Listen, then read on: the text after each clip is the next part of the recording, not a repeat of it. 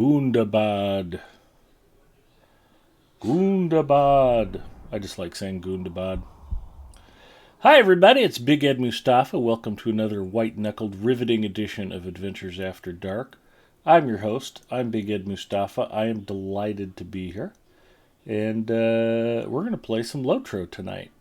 And I know what you're thinking. You're like, Gundabad came out on Wednesday, and it's the new area, and it's going to be super cool, and you're not wrong. The problem with Gundabad is you have an entire player base that's been sitting around for months waiting for it, and now that it's here, everybody's crashing into it as fast as they can.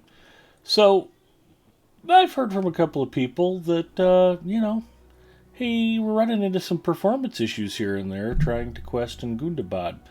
Now, me being a bit of a contrarian by nature, I generally don't rush into the new areas for exactly that reason. I came back to Lotro after it went free to play, so I've never been the first one into any of the new areas. I've never been the first to get any of the new content done. I am perfectly okay with that. So, if you want to watch somebody play Gundabad, unfortunately, it will not be me tonight. But we are going to do some quality adventuring, and to mix things up a little bit, I could spend some time on Lenorian wandering around looking for more signal flags in Udun, but I thought I would jump on Mandalinia. She's a rune keeper, she's an elf, she's 86th level, and she is on Evernight, and this is one of my regular Wednesday night characters I play with the Gypsies, Tramps, and Thieves kinship during our adventures on Evernight sessions. And one of the reasons I want to play her is I keep telling the guys, hey, we really just kind of need to work through Western Rohan on our own so that we can move on and start doing some level 100 group content, because our group has actually played through a lot of the epic battles already. In fact, we all have over 200 promotion points. Mandalinia has almost 300 promotion points. And that's pretty much the group content in Western Rohan. So, at some point we'll be able to run around and maybe do some war bands together. I don't think we've done that in Western Rohan yet. I'm going to go ahead and crack open the first Coke Zero of the evening. It's crisp, it's delicious, it's refreshing. Probably the best Diet Cola ever made, and they're still not giving me an endorsement deal. So, shame on Coca-Cola, but I like your product so much I'll go ahead and plug it for free, because I drink enough of it. I just, send me a case of pop a month and a t-shirt to wear, and I'd be happy. That's all I ask. And if there's a big giant fat check included with the free pop and t-shirt, that's cool.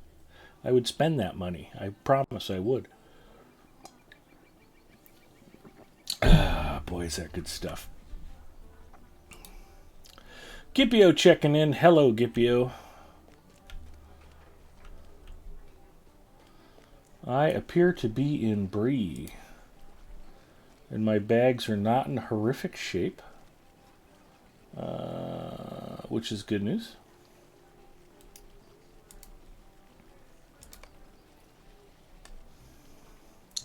Combat run speed boost.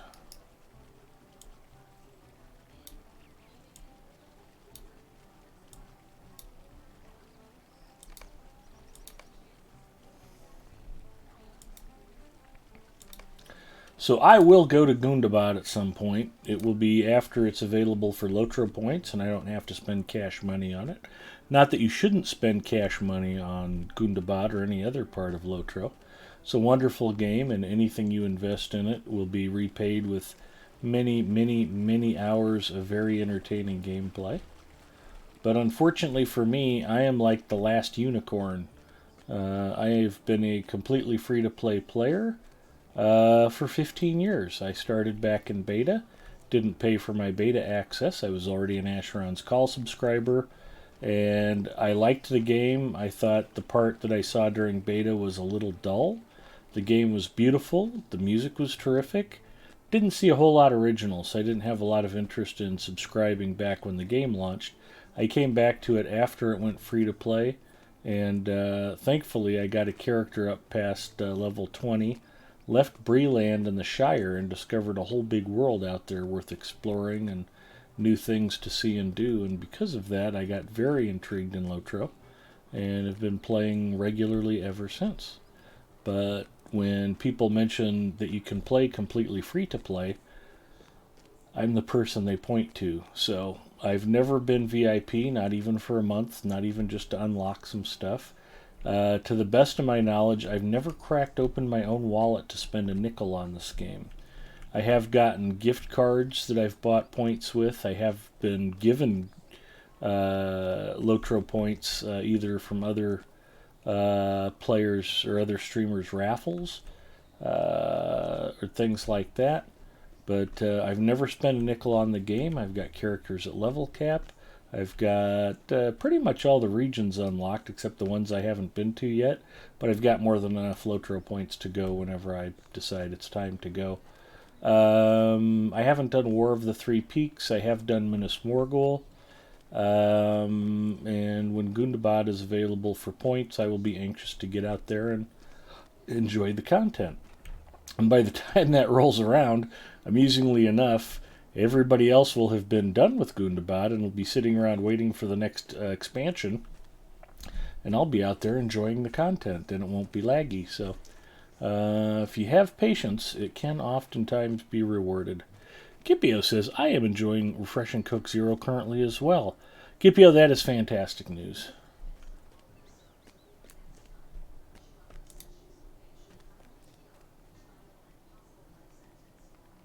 Ancient Scripts.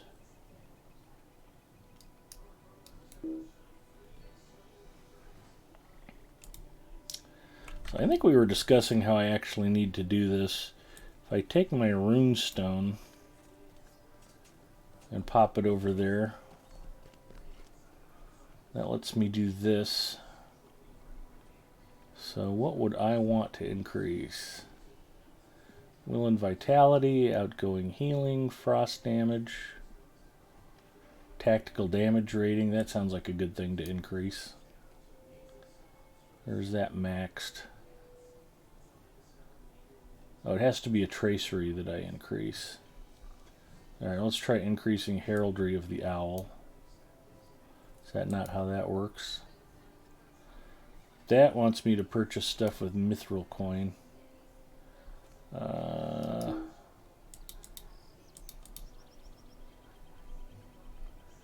Yeah, I don't really know how I'm supposed to apply some of this stuff.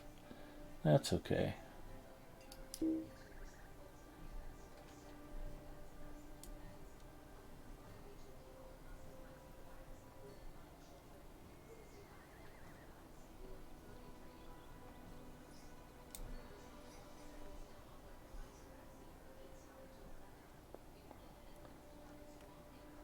Level 86. Yada yada yada. I don't know. I should have some stuff to enhance some of this stuff, but it's complicated and I'm not that smart. Enchantment runes.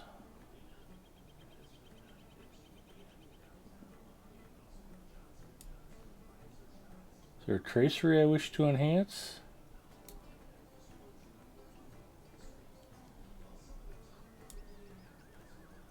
We have to drop it right on the tracery? Ooh, that's annoying. Ooh, fix that. That's way too finicky.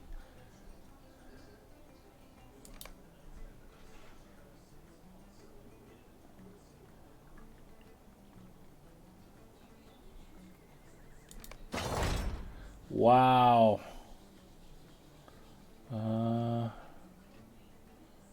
Owl, area of effect attacks.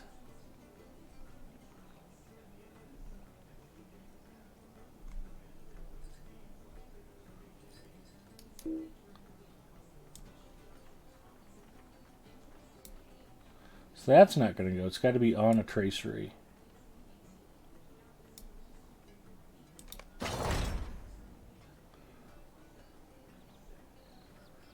Alright. It's level 50.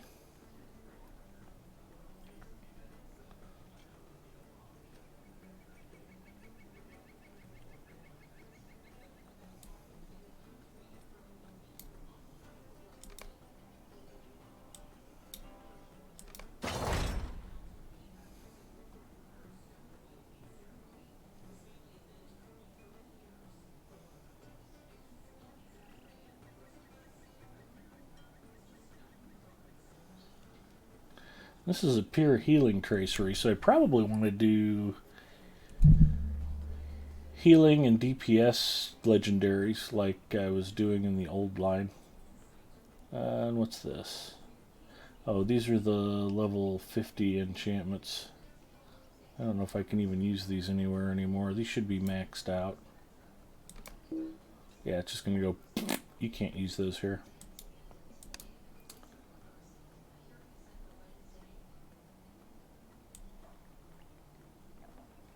None of them sparkle when I try to drag over.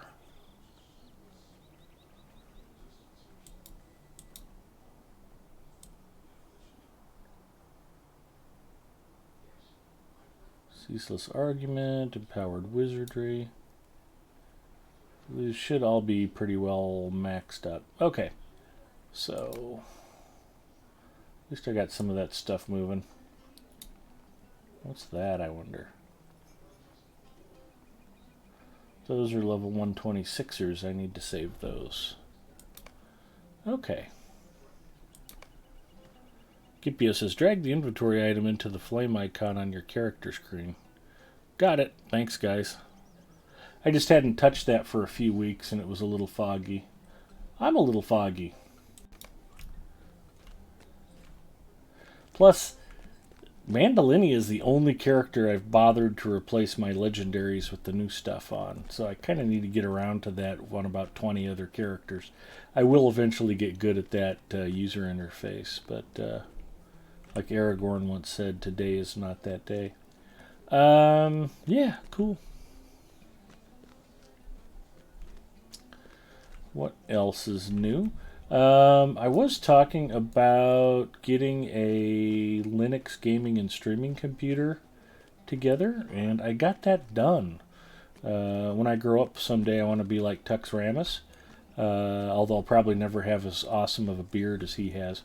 But I did manage to actually play and stream Lotro from my Linux PC on Saturday for about 45 minutes. It was just kind of a first attempt. Not real happy with the audio setup on it. I've got to tweak that. And funny story, I bought a really good webcam off of Amazon, and I'll just plug a couple of items here. Not that this is any kind of endorsement, but I found this last gen webcam, high def 2K. These are $9.99. If you don't have a webcam and you want one, I ordered one for my Linux computer and one for Mrs. Mustafa's computer. $10. Just plugged it in and it worked. Video quality is really pretty good. It doesn't have some of the software accessible controls that my Logitech C920 has. But for $10, it's a very solid value in a webcam. And I thought, well, maybe I should get a separate microphone. I've got a Blue Yeti on my regular Windows box. You can hear me tapping it right there. And the Blue Yeti's been great, sounds good, works well. It's got a built-in digital to analog converter, built-in headphone amp, built-in volume control for the headphones. My Sennheiser headphones are plugged into the Blue Yeti. I use the Blue Yeti for both my speaker output and my microphone input, and it nice microphone. Spent a lot of money on it back in the day, but it served me well for a long time. But I thought, it'd be nice to have another mic so that I could not have to switch the mic back and forth from PC to PC, because I don't have to get up and get behind the desk, and if I'm getting ready to stream, be like, did I move the mic the last time I finished playing? And so I bought this microphone for $10 off of Amazon, and I thought, well, I'll give it a try. It looks pretty nice. It's metal casing, comes with a little spit filter. It's a cardioid mic. It's unidirectional. Won't pick up ambient sound. It's got the headphone jack. You can add a little extra reverb to the sound mix if you want. It's got the mute button on. For $10, if that thing works even halfway as well as the Blue Yeti, that would be a great buy for the money. And I plugged it in and tried it for about 3 minutes on Wednesday. It sounds horrible. It's a terrible, terrible thing. Do not buy a $10 microphone. This thing is a hunk of garbage, and so that's a thing. I just need to figure out a place to throw it where it won't come back anytime soon. It did come with a nice USB cable, though, so And I looked at the tripod, and I don't think the tripod's adaptable to anything else. So, yeah, that was just a waste of $10. But it's okay. I rolled the dice, and sometimes you win and sometimes you lose. But I may do some more streaming in from Linux this weekend. I got a few more games working, and I have to say it was easier to set up and get going than I thought. And Lotro plays and streams extremely well from Linux. It was easy to get going. And if that's something that interests you at all, I would heartily encourage you to give it a shot. One of the things that interested me about it is with Windows 11, there are a lot of perfectly good serviceable gaming PCs out there that aren't going to be Windows 11 compatible because of the security updates that Microsoft's building into the new operating system. And it's not radically different from Windows 10. It's not horrible. They tweak the user interface in a number of different ways, trying to make it more mainstream with iOS and with Android, specifically Android 12 and 13, so that it's a more comfortable interface for people who aren't traditional Windows users. And but they added some security features, and I think it's because ransomware has been such a problem for corporate customers over the last 2 years, probably. I mean, some big companies have gotten a lot of computer systems locked up, and if they'd been using actually all of the security features that they should have been using, they probably wouldn't have been victims of that. But because, most of those features aren't enabled, they weren't using them, and it cost a lot of money to get some of their computers unlocked. I always enjoy stories about different police departments who end up having to pay ransomware to get the police computers unlocked. It's like, yeah, if they're locking up law enforcement, that's not a good thing. I thought I had a letter on me that would take me straight to the Entwash, and I am not seeing it at the moment. I would not have thrown that away.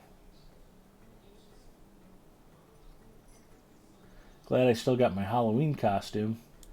Let's just throw that the heck out. Goodbye.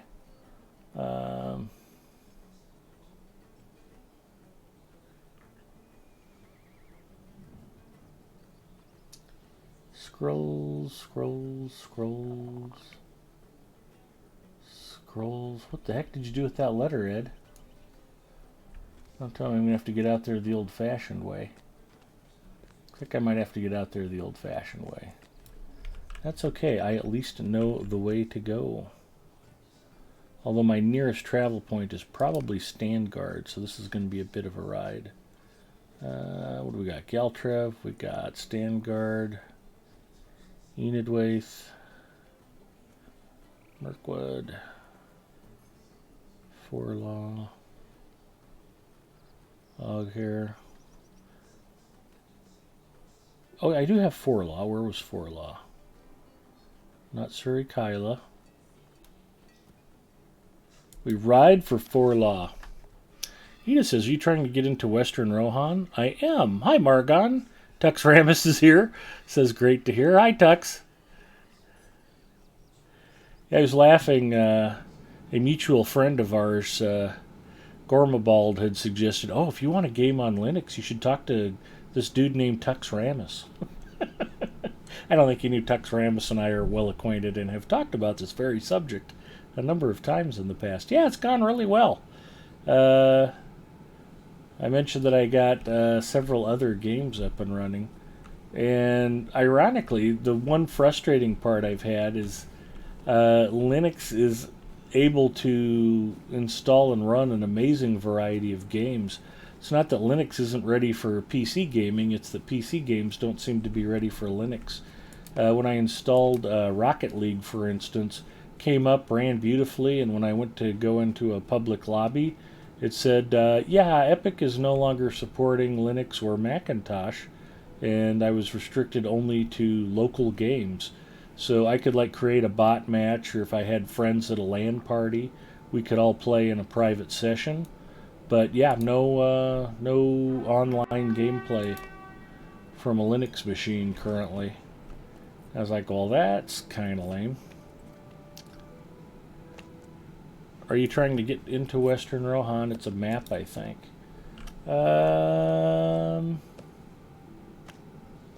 Continuing swiftness, party tree, tome of initiate offense, party tree, Bywater. I do not want to miss out if there's something cool going on at the party tree. I keep a lot of those maps handy. Yeah, it was a letter calling me back to whatever that first little bridge is that leads over there. I'll just ride to Snowborn. It's not a big deal. You know, that's part of traveling Middle Earth. You ought to be ready to do a little bit of traveling anyway. Oh, there it is. Summon to the Entwade. That's exactly what I was looking for. Duh, it's right there in my top row. Well, at least thank you, Edith, for making me look a second time. I appreciate that. That'll save us a little bit of time. Anti-cheat is a pain, but Valve are working on it for the Steam Deck. I know, I'm excited to see. They just came out with an announcement. Demoner Arch is here. Hello, Demoner Arch. Or Demon Reach, excuse me. Had a hard time reading your leet speak there. Demon Reach, welcome. Pot and Finberry checking in. So I did see a news update that the Steam Deck is delayed until February just due to component shortages. But yeah, it's going to be pretty cool stuff. And it was the announcement of the Steam Deck that got me interested in taking another look at gaming from Linux. I've received no word from Edoras that your exile is lifted. Talk to Horn in Nona's Cave. I've got to go all the way back to Nona's Cave? Ugh, okay. Ironically, now I wish I could travel to Forlaw.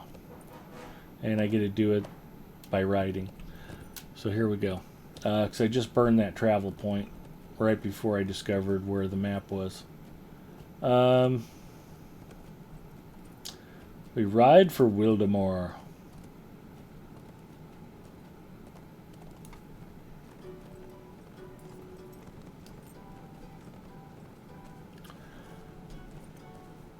And yeah, I've talked about it, and I've written some stuff up in Discord.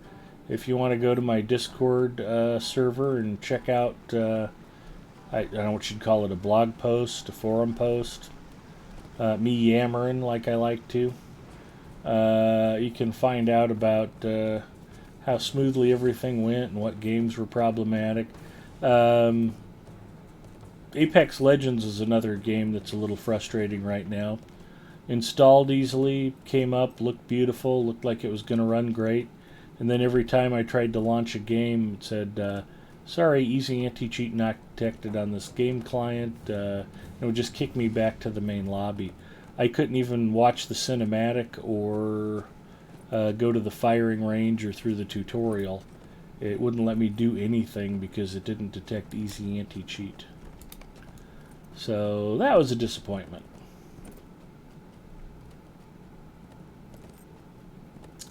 But I got World of Warships running, and that's an online multiplayer game. And they didn't seem to have any problem at all with me running on Linux. So that made me happy. And got Fallout 4 running. I got Quake 2016 running. Which was amusing to me because I didn't think it ran that well on Windows. It seemed a little kludgy. Just wanting to grab the screen, and if you tried to tab out or go adjust something. Quake was always really problematic for me to try to stream. And it just didn't want to behave well with other software running.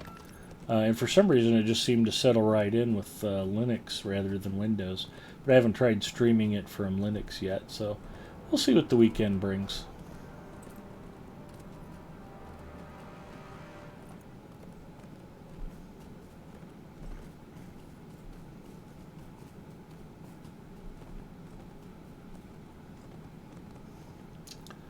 Zinger says, even if it worked perfectly, I'm pretty sure Apex would find another way to frustrate you. You are not wrong, Zinger. It's one of those games that I just continually seem to get worse at. Gipio and I were playing arenas last night, and I think he was carrying me through most of the fights. Every once in a while, I'd be able to get my poop in a group and get something done, but not that much.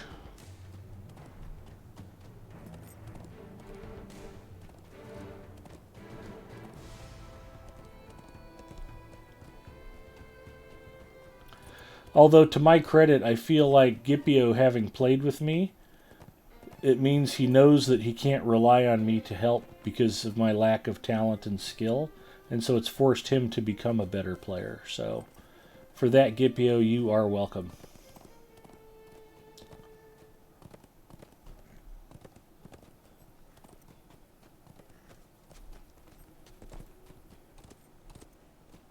We ride for Wildemore.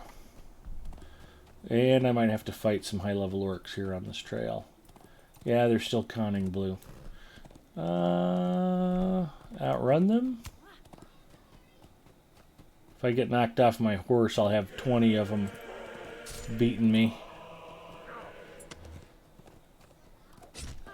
We'll try to ride through it. Looks like I'm going to make it. Probably wasn't the smartest thing to attempt, but as you've heard me say before, I'm not a smart man. Man, there's a lot of dang orcs out here.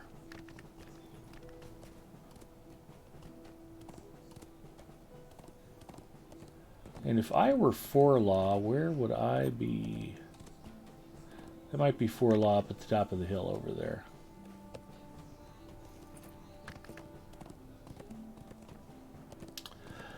Tonight I am on Evernight. Are you using SteamOS or another distro? SteamOS 3's not out. I built it on Mint 20.2 with the Cinnamon desktop. Mint, just read your post. Very stable distro, friendly community. Yeah, and I just like the fact that it had some of the audio-video codecs included with it that I wouldn't have to go download separately. And yeah, just... what was interesting about it, for those of you who check out Linus Tech Tips on YouTube, they're kind of the 800-pound gorilla when it comes to PC hardware reviews and things. He's got like 12 or 13 million followers. And it's a whole company now with like 40 employees.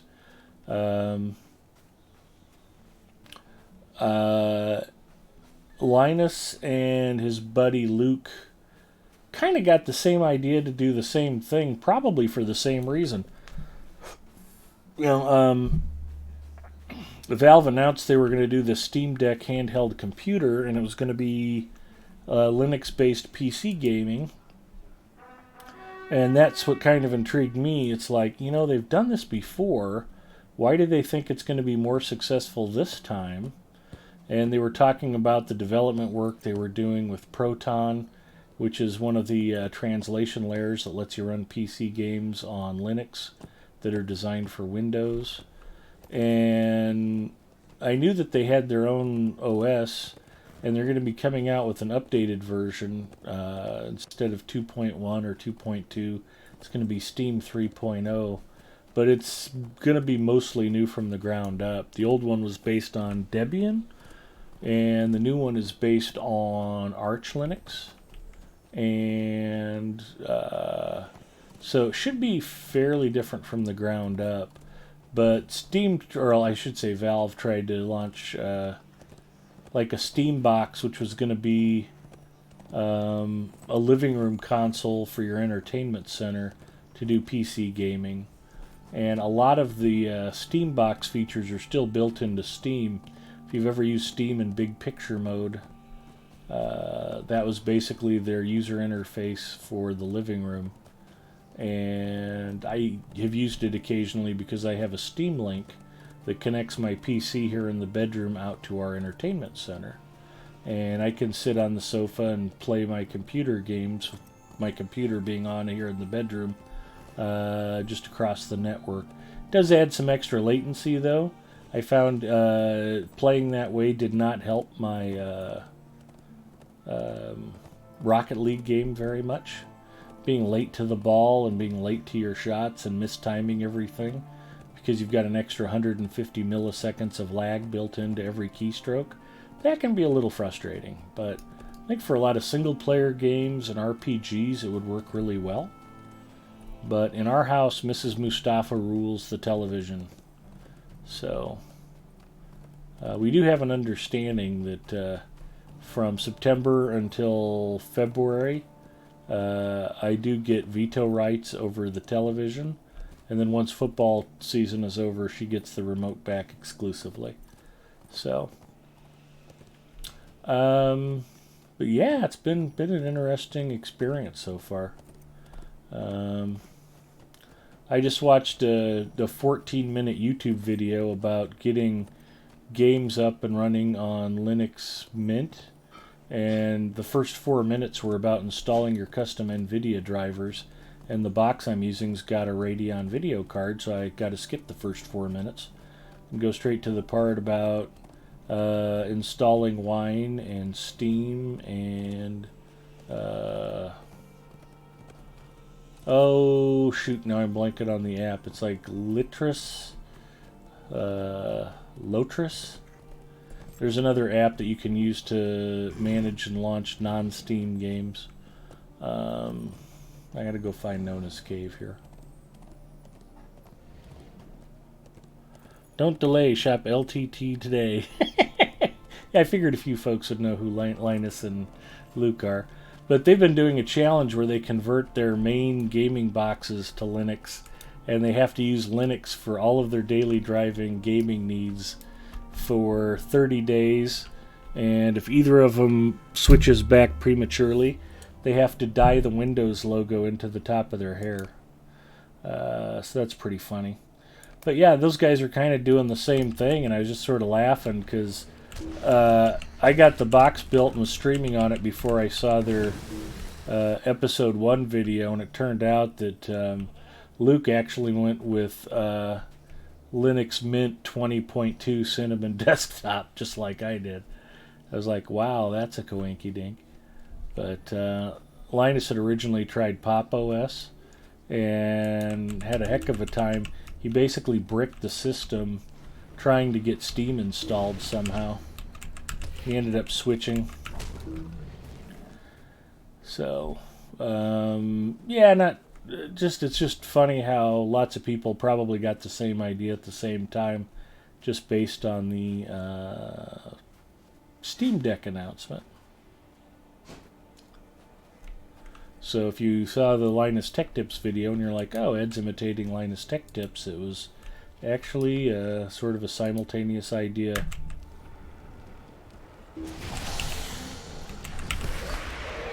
Tux Ramus and I had chatted about this, it's probably been a couple of months ago.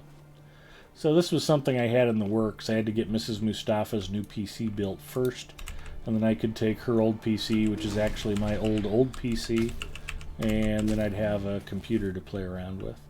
Figured if I just bought me a new PC, she'd be like, you don't need that. But if I bought her a new PC, she'd be like, oh, okay, thanks. She likes her new PC. Lutris, there we go. It's developed by a friend of mine. It's great for non-Steam games.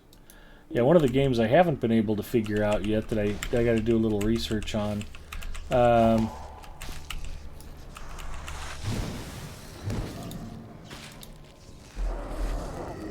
Is Fallout 76. I've got a couple of games, and that's the most prominent of them. I think my copy of Wolfenstein New Territory might also be on, or no, Rage 2 is a Bethesda game, and so is Fallout 76. I have to launch them from the Bethesda launcher rather than Steam. And when I looked up how to install them on Linux, it just said, well, if you already own a copy, you can go over to Steam and install it there. And I was like, can I really? I couldn't figure out how I was supposed to be able to do that, so that's going to be a work in progress. Also, I'm kind of running up against a storage limit because I only have a 512 gig NVMe drive in that box right now. But I've got a spare 2 terabyte platter drive I just need to pull it out of my Windows PC. It's my old storage drive that I replaced with an 8 terabyte drive, and I just left it sitting in the box unplugged until I figured out what I wanted to do with it. So I'll have to open up this PC I'm playing on right now and just dig out that drive and put it in a Linux box. Also, you can check out game compatibility on ProtonDB. Cool. But yeah, honestly, based on my experience, given the variety of games that I've installed and gotten running well already, I would be more surprised if a game doesn't run than if a game ran. I know there's probably still some stuff out there that's problematic, but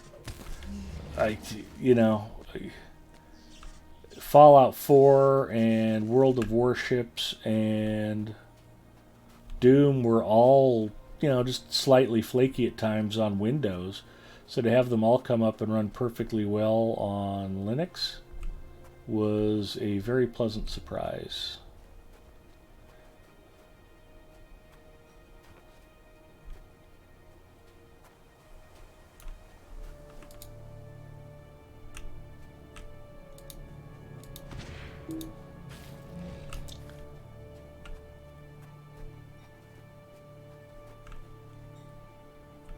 Where is Nona? She is directly below me. Alright.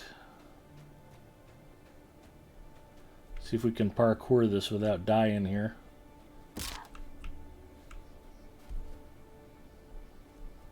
That was very close to being too far to drop.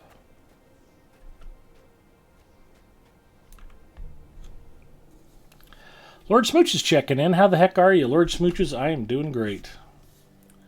AMD works out of the box.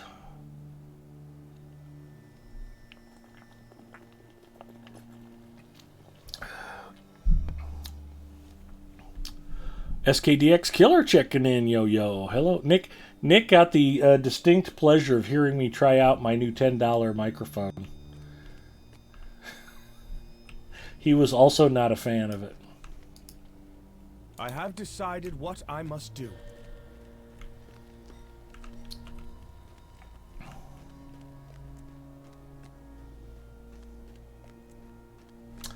And if you guys are wondering what happened to Elda Lith, Elda is right here. That's Elda just hanging out right there, recuperating.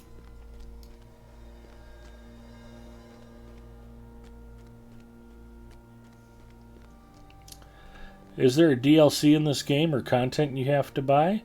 You don't have to pay cash. You can buy the content with what they call Lotro points. And Lotro points are earned... I won't show the store because for some reason mine only displays in an external browser. But you earn points by completing deeds in the game.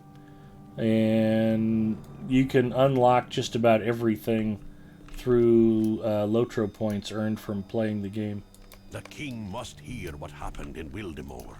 Horn plans to defy the word of his If king. you're less patient, you can certainly buy the content, or you can just earn it by playing the game.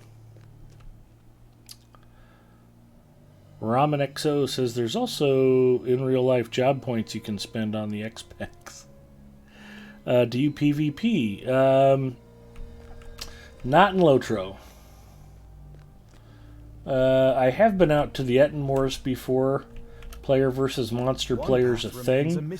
There is an active community that enjoys it and does it regularly. But I play some more competitive games, and if I want to do player versus player, I've got Apex Legends, I've got World of Warships for that. And I tend to play Lotro for extended period of time for more relaxing. Now I have to ride all the way back out to the Sutcrofts again. Thanks for nothing, game. We'll go ahead and do that, I guess. I will say if you're looking for an engaging PvP experience, Lotro is not the game for you at the moment.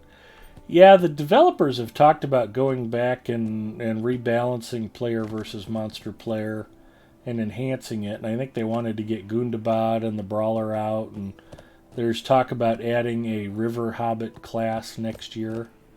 That'll be a 2022 thing probably. But player versus monster player work is on their list of things they need to do. At least last time I saw Severlin talking to Cordovan about it. I'm usually the last to know about what's going on.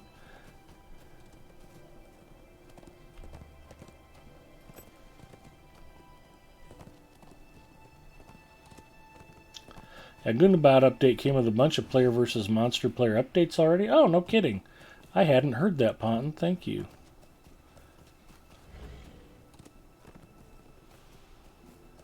Singer says he doesn't know how substantial the changes were.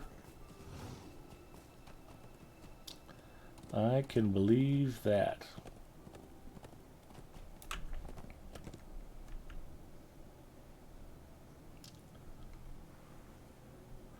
Is the game comparable to World of Warcraft? There's a lot of players who play both games. I'm not one of them. They could probably give you a more balanced comparison. I would say in general terms, yeah. But I'm sure the strengths and weaknesses of each game vary considerably. One of the things I like about Lotro is the quality of the storytelling. It's really second to none. It's much better than, in my humble opinion, of course, than Dungeons and Dragons Online, Standing Stone Games' other title, which is also a very fine MMORPG. I had played Asheron's Call, which was Standing Stone Games' first MMO, when they were still under the Turbine corporate ladder. And that had some excellent storytelling, but Lotro's storytelling is better. If you do the storyline quests, if you follow the epic storyline, you are in for a real treat with this game. It's really on a very high level. Quite enjoyable experience from that standpoint.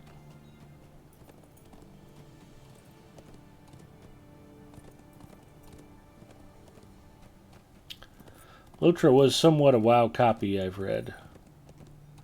You can say that, but again, I go back to the pretty early days of MMOs.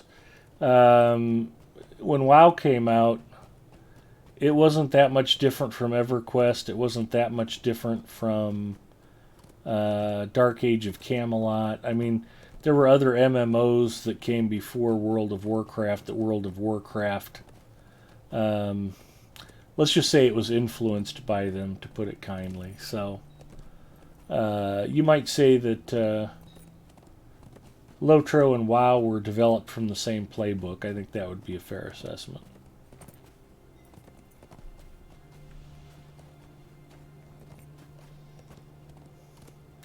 But that's why I made the comment about when I first played Lotro back in beta, there wasn't anything about it that seemed fresh or unfamiliar at the time.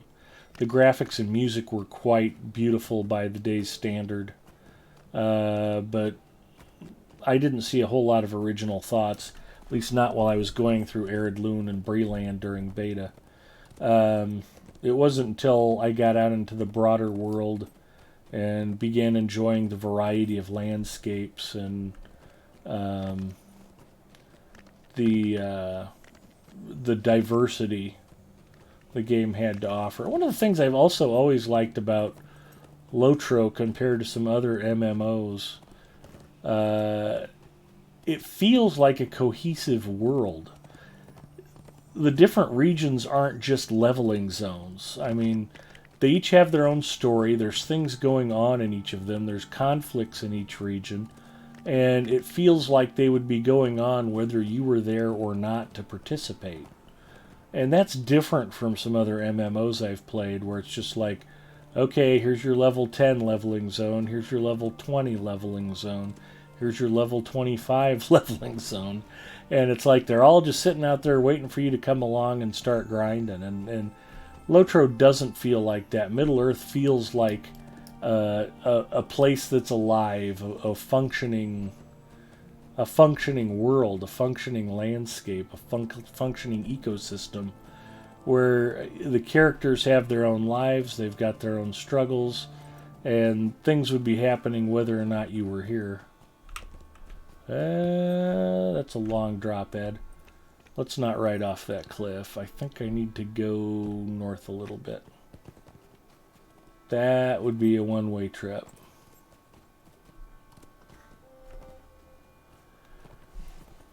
And that's, again, it goes back to the storytelling and the authenticity to Tolkien's vision. It's just a unique strength of the game.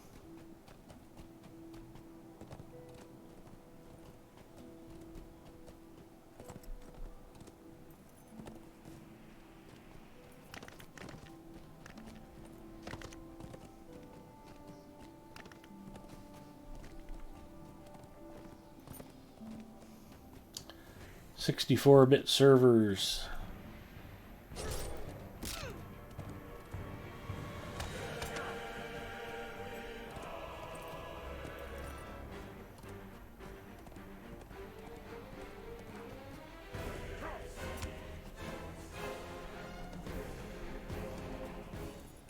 Okay, we've made it out of Wildemore.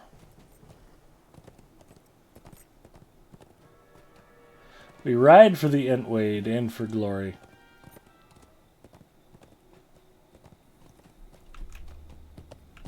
Well, he looks like he's ready for a quest turn in.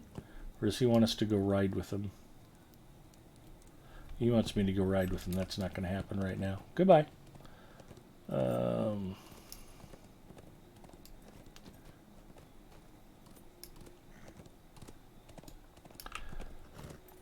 How does T5 rating include loot boxes? It's a great question. I have no idea. T5 rating, you get into a lot of play to win with loot boxes. In Lotro?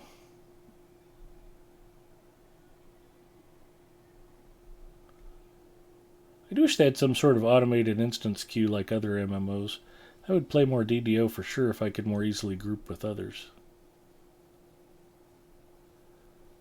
Yeah, Jordan, definitely dungeons and roles like tanks and DPS healers.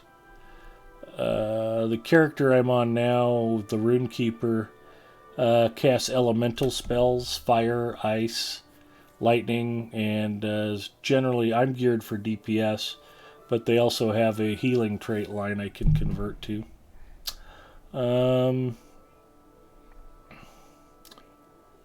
Yeah, Ponton mentioned 64-bit servers. That's I was talking to Werewolf Blood about this in my chat channel last night. That's kind of an oversimplification. I'm kind of surprised Lotro isn't already on 64-bit servers, because back in 2015 they told us they got brand new server hardware. It's not about the hardware. Whatever servers they're running on are 64-bit servers at the hardware level.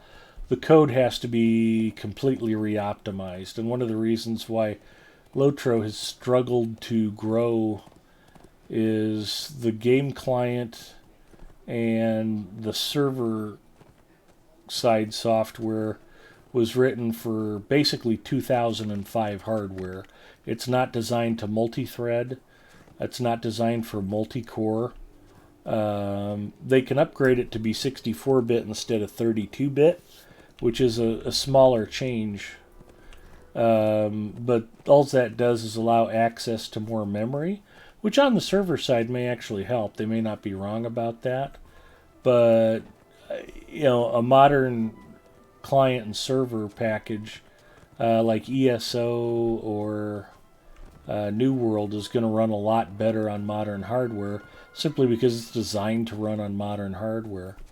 The ultimate hardware to run Lotro on, both server and client side, would be a single core 20 gigahertz 64-bit chip, which doesn't exist. So, but the software doesn't multi-thread. It doesn't work on parallel processing. It's single-threaded and only benefits from higher clock speed, which is very old software architecture at this point. And whether or not they'll ever get the time and resources available to modernize the server and client software, I don't know. But to say 64-bit servers, that's really an oversimplification of the problem.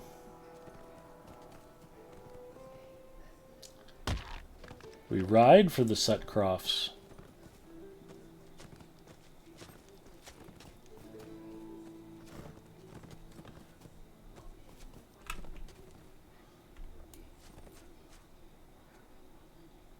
What? I can get credit for killing that orc. Oh, actually, I can do it from horseback. Forgot I'm not on my minstrel tonight. Turns out runekeepers are actually kind of cool on horseback, because they can throw lightning bolts at their opponents, like they're Zeus. And it's funny.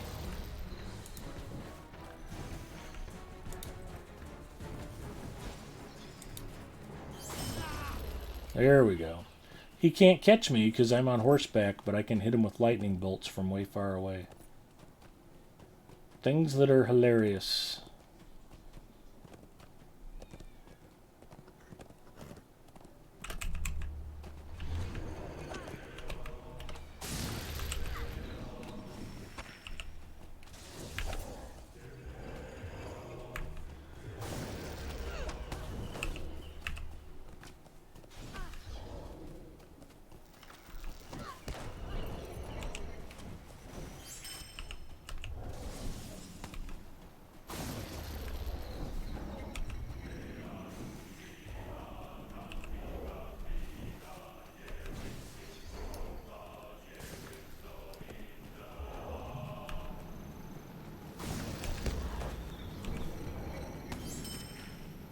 And he didn't make it. Okay.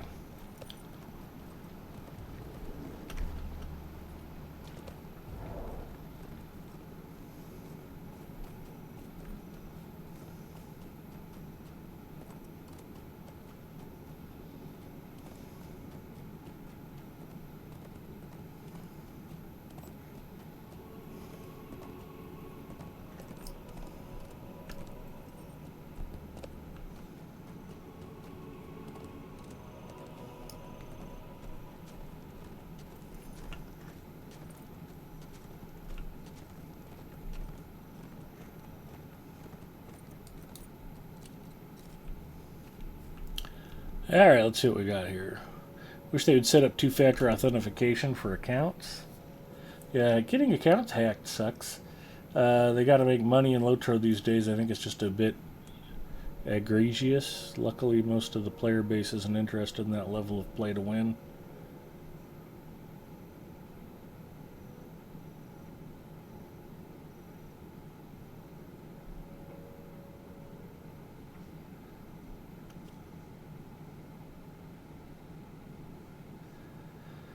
Yeah, I get your point, Ramen, but you can do all that without having to open your wallet, too. Frankly, what ends up happening is... that was super weird. I just had a banner ad pop up on my replay window. I don't know what the hell that was. You can get the highest IL gear with dollars. It comes from loot boxes. Jaeger F says, I wonder if they plan on making new legendaries for war steeds under the new system. Might be a great time to revamp and scale them better. Yeah, hopefully. That'd be a whole nother undertaking, but I never hated mounted combat like a lot of the players do.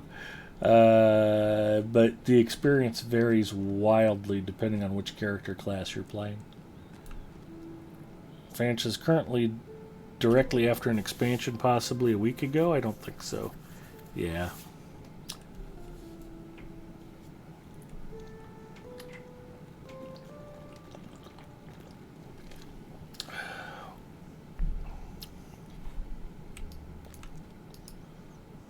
Nothing has changed.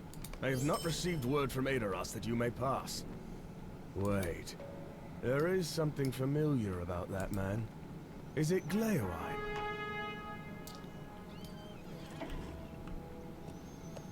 We ride for the barrows. And for glory.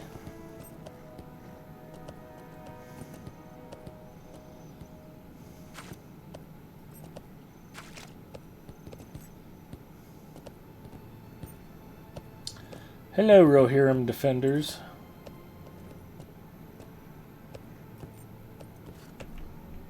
Ooh, a stable master.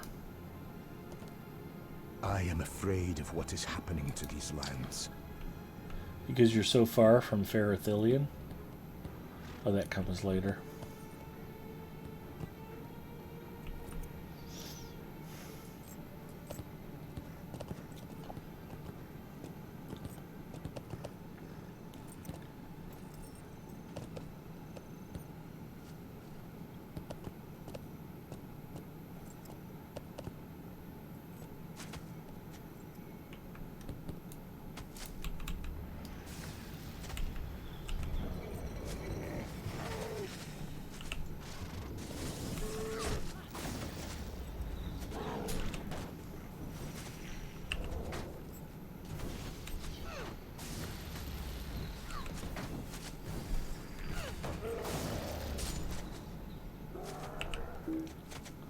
He died.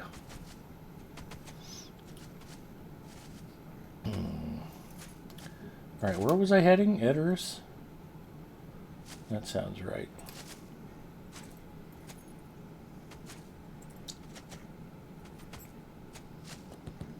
Damn, Mounted Runkeeper is nice. Yeah, like I said, the experience is vastly different from class to class.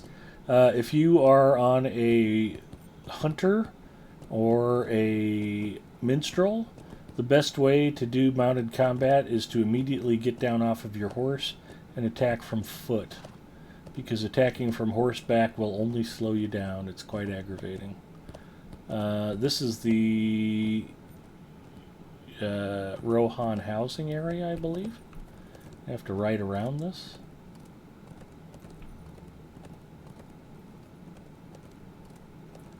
So you can actually buy a farm out here in Western Rohan and live in it.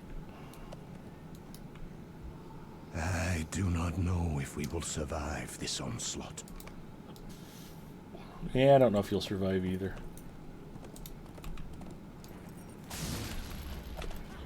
But melee characters normally do pretty well from horseback. And in fact, perhaps surprisingly, burglars have a few extra mounted skills that are quite fun. Enjoyed doing burglar mounted combat in the past. One of these Urukai are out here, doggone it.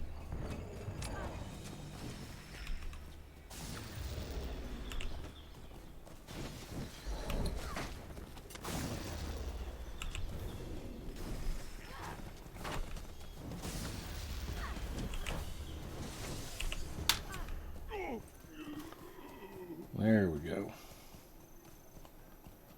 Okay, I think I was headed to Edoras. Where are we crossing at here, boys?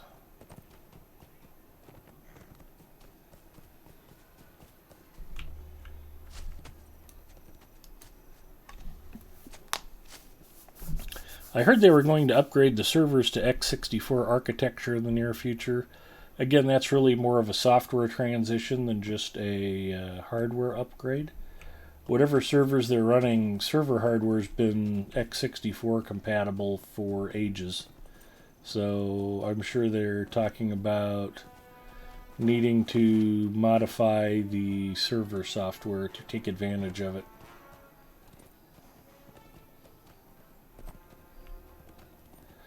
If you can speed up performance simply by throwing extra computer hardware at something, that's a cheap, easy solution. That's not a big deal. Whatever they need to do is more complicated than that. It's not just a matter of dropping the servers on the latest Xeon or Epic hardware at the data center.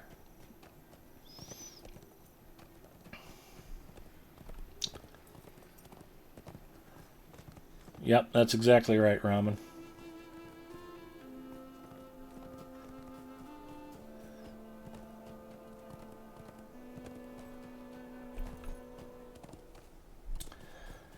So I've droned on about this in the past in other streams. Edoras is one of the great set pieces in Lotro that I think shows off Tolkien's world much better than the movie did. The movie, it looked like an old West fort, kind of a small little encampment protected by a wooden fence.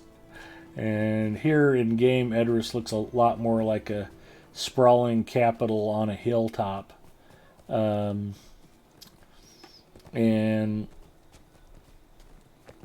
of course, if anybody sat through listening to me drone on and on about how spectacular Mediceld the mead hall is, I won't bore you with that again tonight, but it's pretty spectacular and well worth the walk through.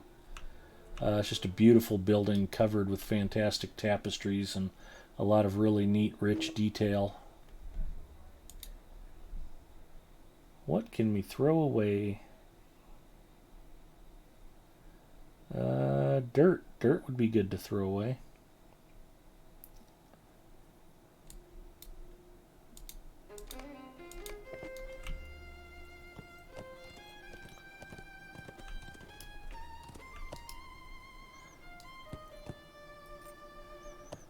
My runekeeper also happens to be a jeweler and needs the metals and gems for crafting. So, hi, Ginger. Yeah, I threw some dirt away. Edoras Mead Hall is very nice. They did a great job with it. Yeah, one of the things that's been impressive about this game is how the developers have been able to continue to stretch and evolve what they can do with the graphics engine, update after update after update, to play through the basic game and then see what they've done in Rohan, and then in Gondor, and then in Mordor. I mean, they've really done some spectacular things. We have returned to Edoras, and death is upon my mind.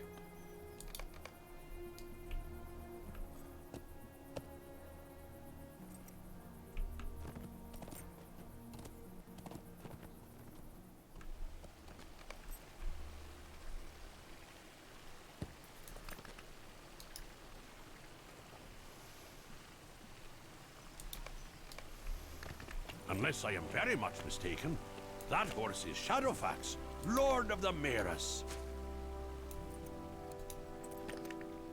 These are desperate times for the Rohirrim.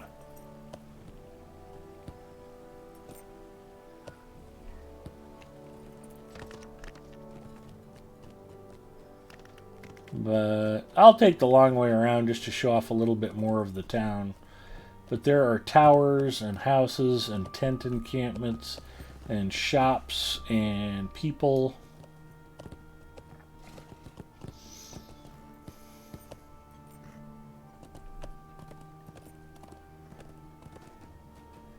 And vendors and...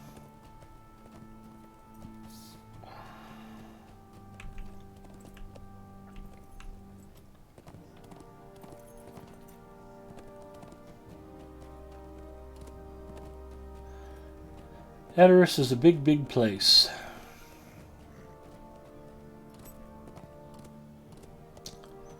This is the capital of Rohan, where Theoden King sits on his throne.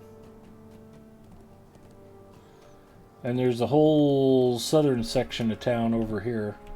We can peek out at it real quick.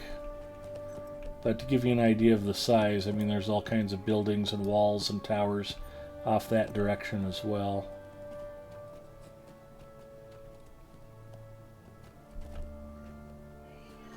But I apologize. I know Zinger wants to hear me talk about Mediceld again, but I'm going to spare you guys tonight.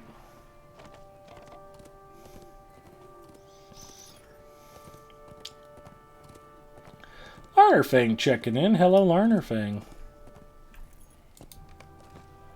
Outside the Golden Hall of Medicel, the door ward of Theoden bars your way. What brings you hither against the word of Theoden?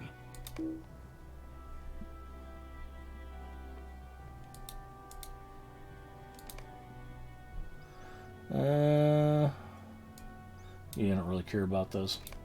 Goodbye. You are not the first to come here today. Ooh, an enchantment.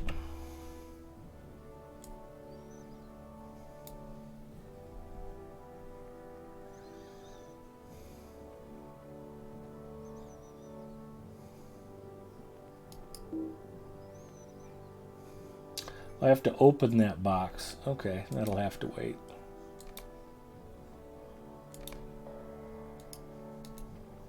If you are willing, I will take your weapons and bring you before the king.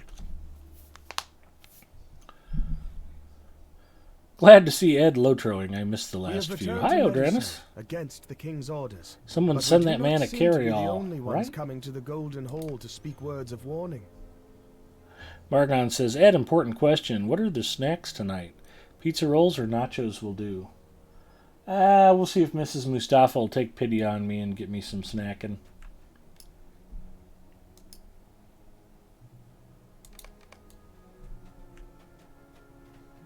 Theoden, son of Thengel. I have returned, and I bring warning and wise counsel. A storm is brewing. All good people must stand together or be destroyed.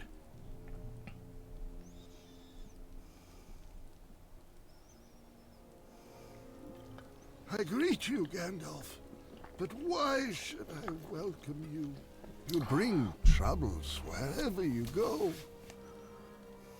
You say a storm brews. I say you are its herald, a bringer of woe and ill tidings. You speak wisdom, my lord. All around us the news is grim. It is not 1 week since your son and heir Theodred was slain on the western marches. You cannot trust in Éomer. He would empty your city and leave your treasures unguarded. And now Gondor tells us that the Dark Lord stirs once more in the east. It is curious, is it not, that these are the days in which this ragged wanderer returns to us. A worker of evil may come in fell times, Grima, son of Galmod. But there are also those who come when they are most needed, when days are darkest. I did not mourn when Shadowfax came back riderless, Gandalf. The return of the horse was made all the greater by lack of the rider. So it was, my lord. See his rags? Have you ever seen such a beggarly figure? The courtesy of your hall is not as it was, Theoden, son of Thengel. Has your door ward, Hummer, not reported the names of my companions? I see only churls and vagabonds, and you the worst of them all. Be gone with you, and leave my lord to those who do not wish him ill. You know not of what you speak, Grima Wormtongue.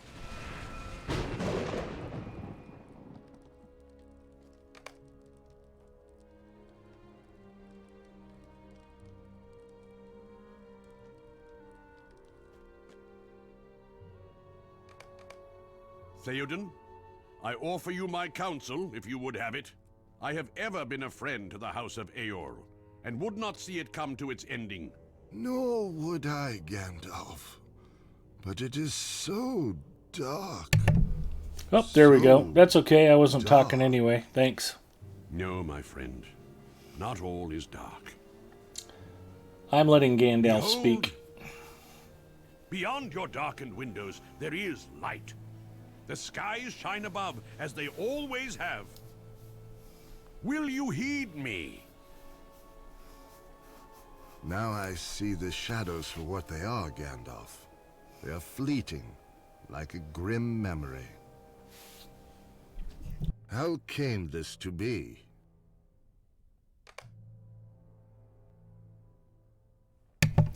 Well, the problem is if they did a bunch of audio sections like this, eventually they'd have to change Tom Bombadil's voice and everybody'd get mad. Probably best they don't do more of this. Candy? No pizza rolls or nachos, sweetie? No. Okay. Mrs. Mustafa has brought me Halloween candy for my treats. Do you know if we have any more Coke Zero left? We're out. Completely out. Completely dry, huh? Not even a single bottle left. Nope. Who are you playing with? I am adventurer alone. Who's in chat? Lots of folks, actually. Looks like we've got about 45 viewers at the moment.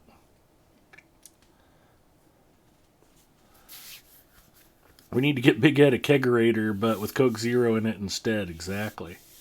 It's nice when they do voice acting for the Epic Quest. Ramen says, I'd donate money to that. Things sound absolutely dire over there, Ed. Hard Hit checking in. Hello, Hard Hit. Ginger says hello, Pookie. Hi, Ginge. She says, hi, Ginge. I gotta do laundry tomorrow, too. I know. Sometime.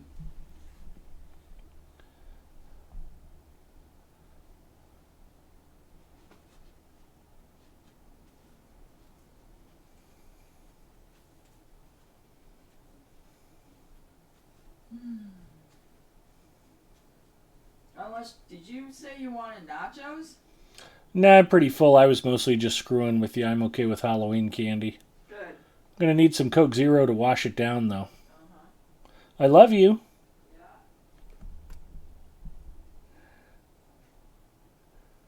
Come on, Lotro, you can do it. Load, baby. Let's go.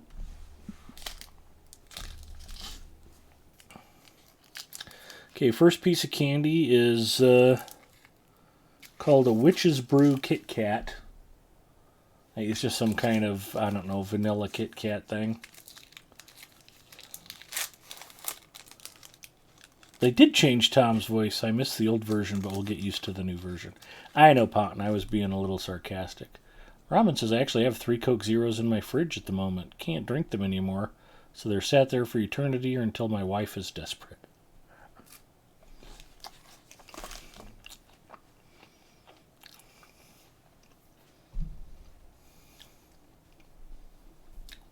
Thanks, sweetie.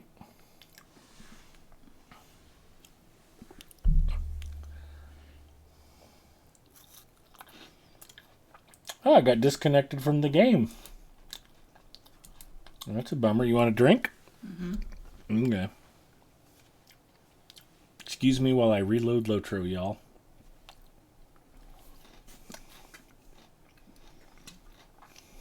Did you hear back from Mark? No. I'll give him a call tomorrow morning, see if he's around.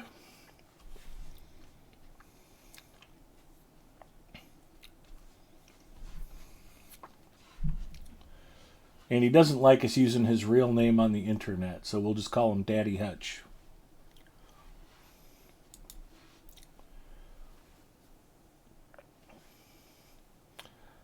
So if y'all run into Daddy Hutch, don't let him know that you know his real name.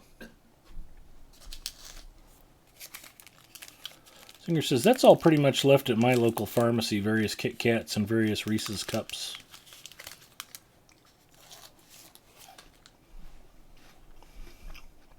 I have to do shadow puppets or something to keep you guys entertained until I can reload the game. There we go. It finally shut off completely. Let's give it about a 10 count. 9, 8, 7, 6, 5.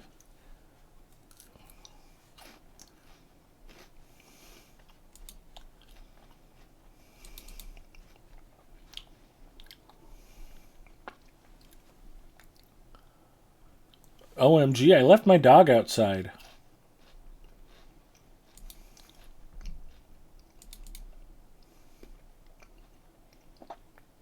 don't forget your dog, Robin. Come on, Lotro, you can do it. Launch, baby.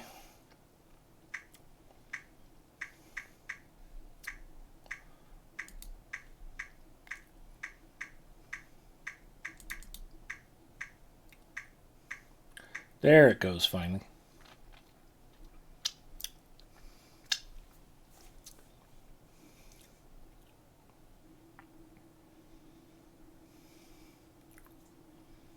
Who let the dogs out? Oh, hard hit. We got to update your joke book, my friend. Who let the dogs out?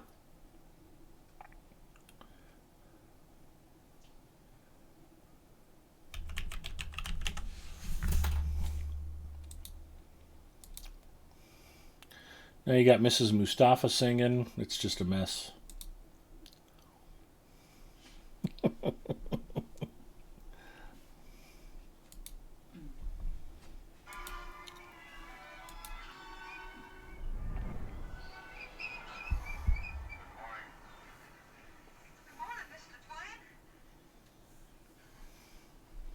And Mrs. Mustafa's gone straight for the rifleman.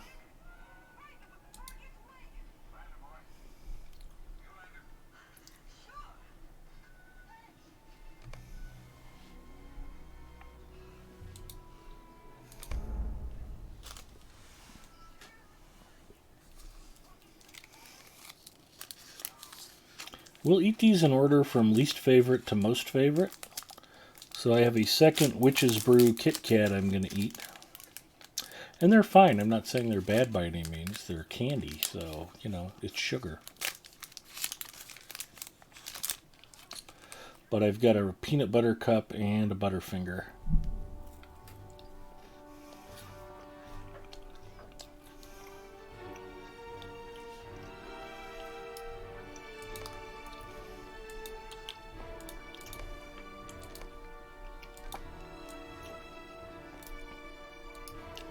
It seems your road entwines with ours for a pace or two more.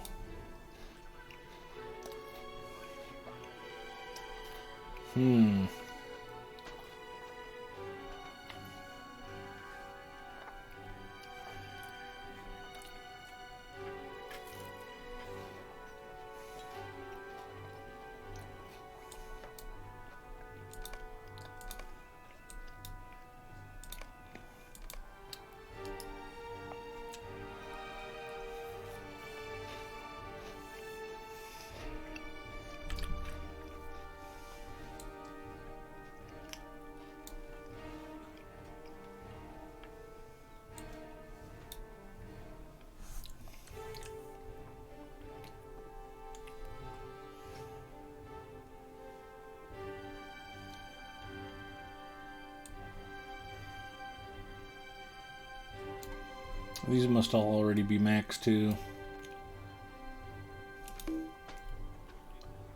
Level 95. Anything not level 95? Nope.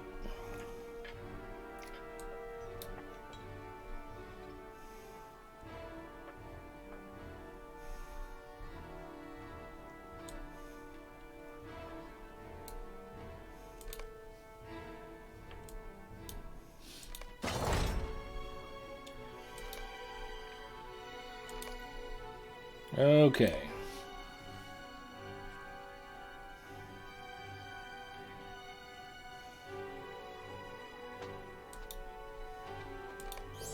Much has transpired since last we met, but my companions can give their account.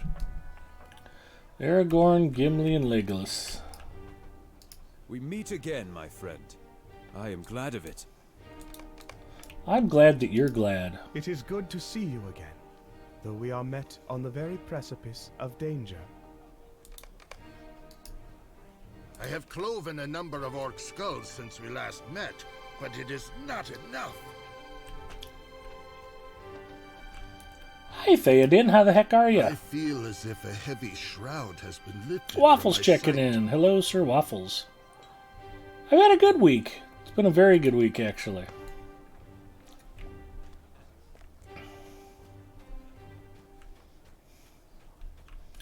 So this is going to look way better once we get the ray tracing patch.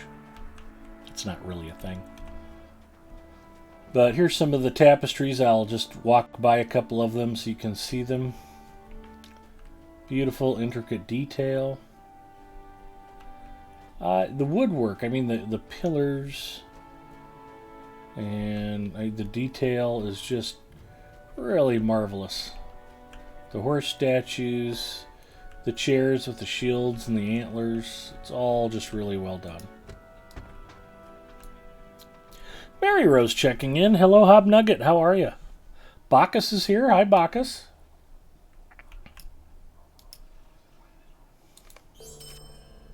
These are better tidings than I believed possible. I will guide you to Grima's chambers, as the king instructs.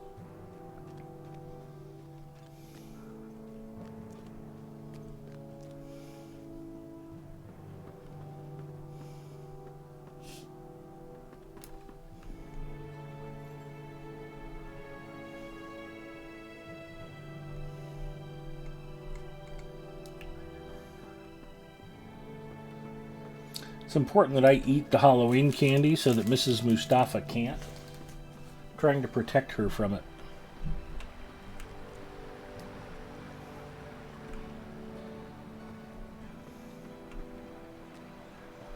Yeah, Edoras in game looks way nicer than Edoras in the movies.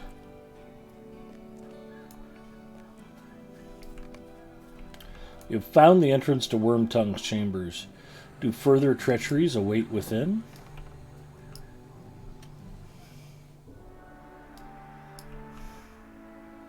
Ask your chat if we should see Eternals. Oh, yeah. We'll go see Eternals, honey. You don't have to worry about how bad all the reviews are. Mrs. Mustafa wants to know if anybody's seen Eternals and whether or not you liked it. So if you want to sound off in chat, you can let us know. We don't really have anything else to do on Sunday, so if we don't go to the movies, we'll just be sitting around here and I'll be watching football on TV.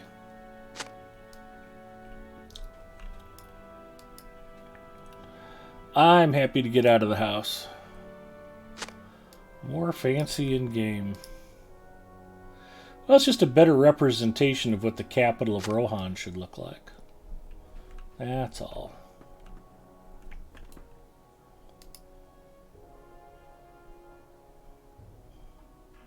Can't say I'm interested to either. I ran out of enthusiasm for Marvel movies after Ragnarok. Yeah, there's a lot of superhero fatigue out there right now. There's two things you don't need to see another movie about. It's superheroes or zombies. Or vampires. Okay, three things. Three things nobody needs to see a movie about.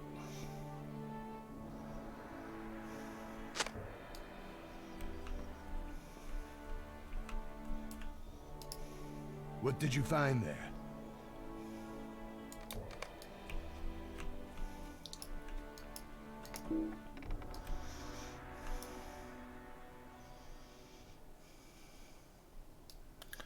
Ragnarok was a good movie, though. Enjoyed it, but it was about the last one I wanted to watch. Tuxrama says Lotro is a better representation of Middle-earth than the movies, I think.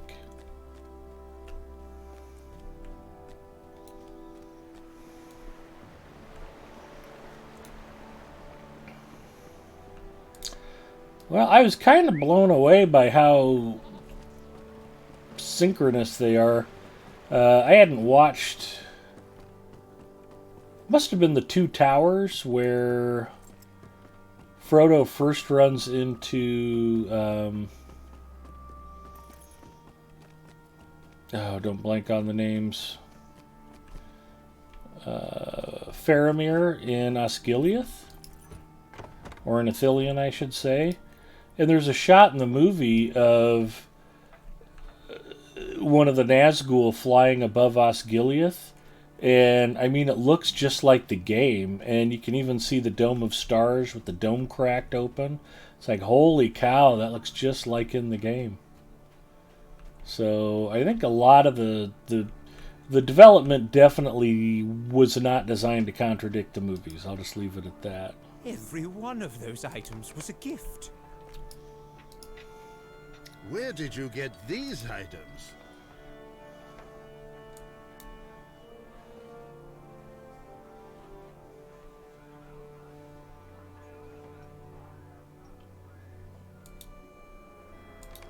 Wait. There is one item you should return yourself, as its owner is here in the hall. I remember this token. I gave it to my brother to bring him good fortune in battle. Find the entrance to Eomer's chamber.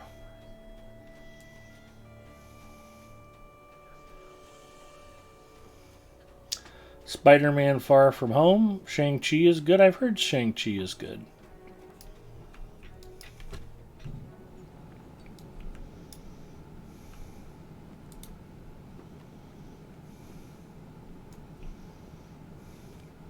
Mrs. Mustafa's a big Benedict Cumberbatch fan, so whenever the next Doctor Strange movie hits, I'm sure we'll be going to see that.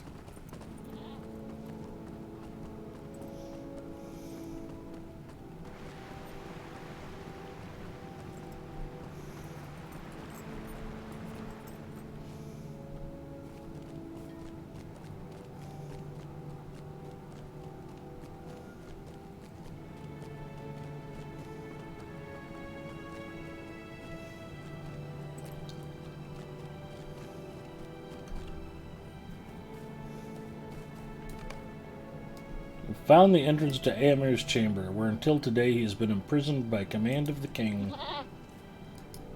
I'm a stranger from out of town, but I say he's not a prisoner anymore, so you can let me in. Okay. Hi, you've never met me before, but you're now free to go. Don't worry about stepping out the door and getting stabbed to death by your uncle's guards. It's totally cool, dude.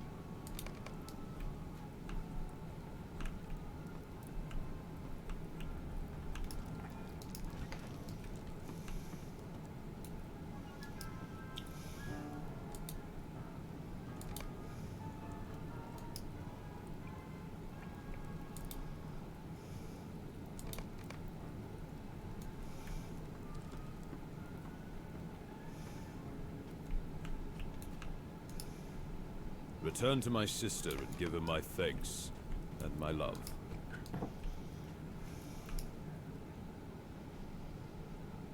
The Imitation Game was a brilliant movie about Alan Turing with Benedict Cumberbatch. I saw it. Yeah, I'll probably watch any further Doctor Strange movies myself, and if there are any more Thor or Guardians of the Galaxy movies too. Well, I know there's another Thor movie coming where Natalie Portman is Thor. Do I have that right, y'all?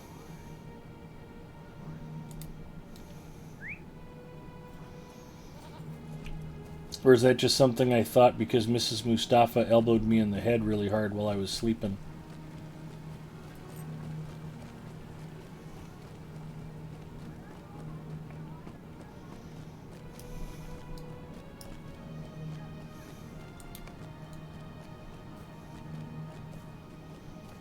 She probably looked over at me and was like, wow, he looks really comfortable and sound asleep. Yeah.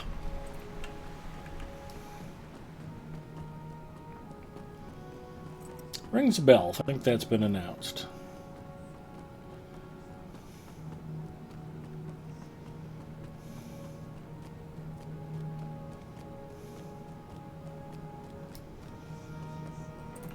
God bless Disney. They're going to take the Star Wars and Marvel universes and milk them for every last nickel they can possibly get out of them.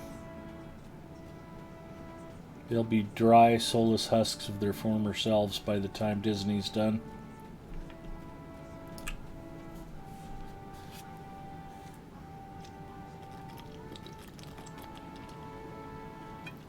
Love and Thunder.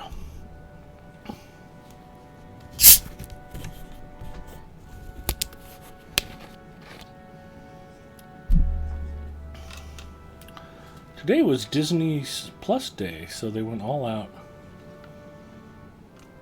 Star Wars is already a dry, soulless husk. Trailer for Book of Boba Fett trailer looked better than I feared it would be. Georgie Boy got $3 billion. That's okay. Yeah, I'd sell my soul for $3 billion.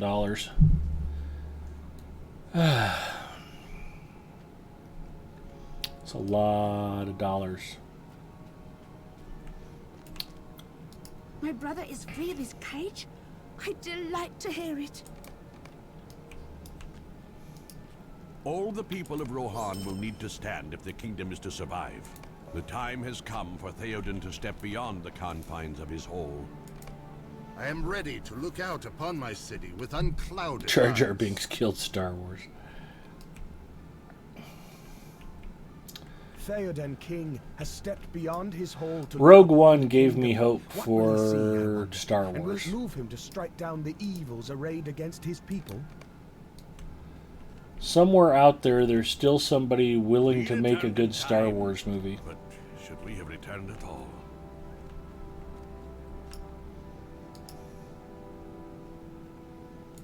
We returned with time enough to protect the king. That is what matters now. I place my trust in Gandalf. He has never failed that trust.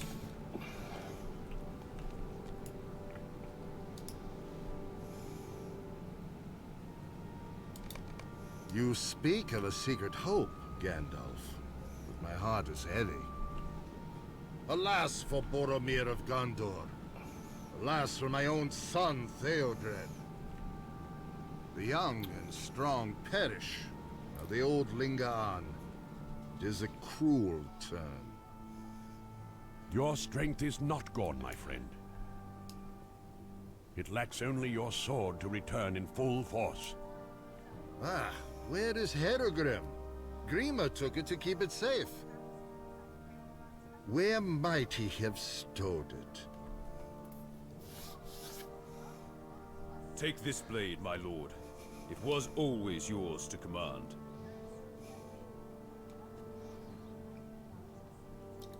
Arise, riders of Theoden. Command us, my lord. We must stamp out the threat of Saruman. Hama, bring Grima before me. This time he redeemed his treachery. Aye, my lord. But you, my guests, deserve the hospitality of my house. I have been a poor host. No, Theoden King. The men of Rohan must ride today, and we will ride with them. Yes! You will be welcome, Aragorn, as will your friends. Be not overconfident, Theoden King. Isengard is strong, and other perils there are also. After we have gone, you must not delay. Lead the rest of your people to the hold of Dunharrow. My people will go to Dunharrow, but I will not bring them there. I will ride to war, to fall in the front of the battle, if that is the need. The Lord of the Mark will ride. Who then will lead your people to safety? I will think on that before I go. Here comes my counselor. My lord, you should come in from the hot sun. Your meat is nearly ready. Can others not deal with these troublesome guests? Let Grima send them away. No, Grima. I will ride to war as I should have done long ago. And you will ride with me.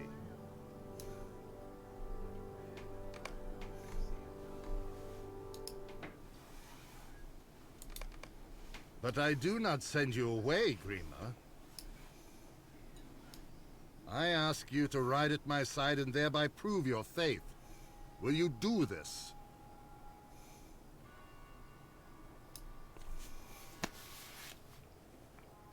A lord of the House of Eowyn may have the stomach for war, but I am only a humble servant.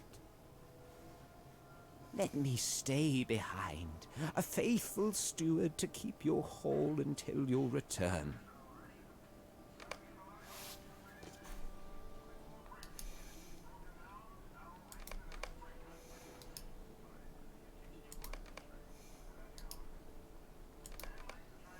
He is not a man, but a snake. You cannot bring it safely along, nor can you leave it behind. Give him a horse, and judge him by the choice he makes, whether to ally with you or with Saruman, his master?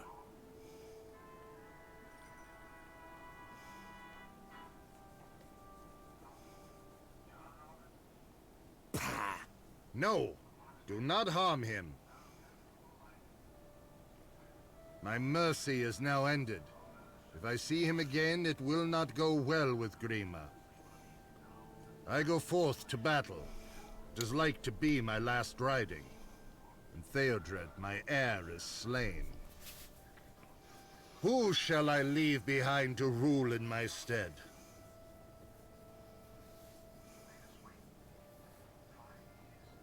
Is there no man? In whom do my people trust? We trust in the House of Earl. But Eomer is the last of that house, and I need his sword arm. He cannot be spared. I did not name Eomer, nor is he the last. There is his sister Eowyn also, fearless and true of heart. All love her. Let her lead the Erlingus while we are gone. You speak wisdom, Hammer. So it shall be. Eowyn will rule the people in my stead and lead them to Dunharrow and safety. I ask that you and your friends help her with this burden.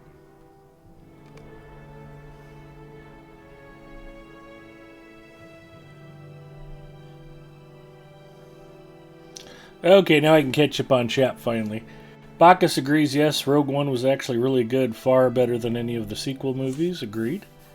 Drana says, when Ed says he's going to sell his soul, all I can think of is the devil went down to Georgia. I don't know how to play the fiddle, so I would lose that bet. The Mandalorian TV series was really good, and Boba Fett is being made by the same creator. Mandalorian was good. Was it very good? I don't know. Wheel of Time next week. Hopefully it turns out well. Odranus liked the acting and general story of Solo. I hated the hyperspace fuel crap, but it was better than the sublight starship chase of Episode 8. Odranus is already upset about Wheel of Time. 14 books, 500 to 700 pages long. I'm going to have to cut out so much. Yep. Yeah, they won't tell the whole story and they'll just end it. It's a bleak outlook, but probably not wrong. Ponton says Solo was alright, a bit dark with how it was filmed, and I didn't like how they showed Han win the Falcon ship. That part could have been more interesting. Odrana says, yeah, they reach 1,000 pages in non-giant hardback. It would take like 15 seasons to do right the complexity of the story, which is what made it so good. I've gone off Foundation by now, too. It's not had a whole lot to do with the books beyond the title and the names of the characters. Yeah, I was a little concerned about that when I saw they were making it. The previews made it look like some kind of big action story. The thing I always liked about Foundation was it seemed to be more kind of intellectually based. Certainly not bad at all. It's well made and well acted, but it's not what it represents itself as. Love Donald Glover as Lando. Fun change from him in Community, but he's great in that too. Oh, Dranus. Sorry about the timeout. Mary Rose loves Baby Yoda. Mary Rose got, was it a Baby Yoda blanket or Baby Yoda slippers that you got for Christmas last year, Mary Rose? Odrana says, I always like to look it up. Audio alone for Wheel of Time is 19 days, 5 hours, 25 minutes, 4,400,000 words.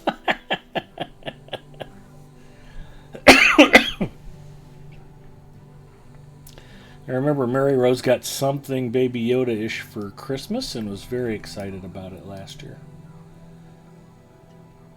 I own all the audiobooks. Cool. It was a soft fleece blanket of Baby Yoda. One of our raffle prizes at the Labor Day Air Show this year was a big, oversized Baby Yoda body pillow. It was totes adorbs. one might say. We are back in the mead hall. There is strength in Theoden, and that strength will flow into his people. It is good that Theoden takes action to protect his people. I have been given my freedom, and now I ride to war with my king. For too long have I stayed beneath the roof of my home.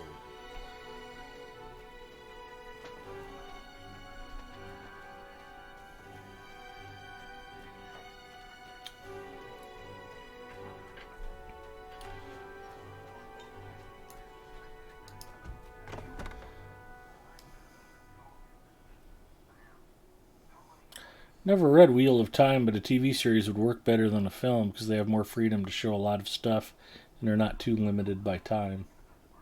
Excellent observation, Ponton. Look at that pretty sky. The pinkish hue of those clouds out there. Nice romantic sunset with Eowyn outside the mead hall. Wow. There is no honor in this. Why must I stay behind?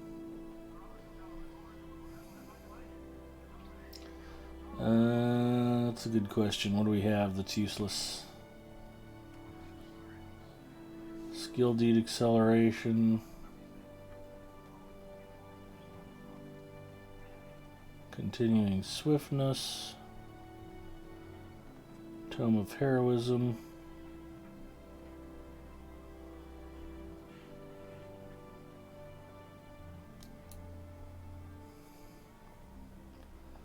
Those are odd books.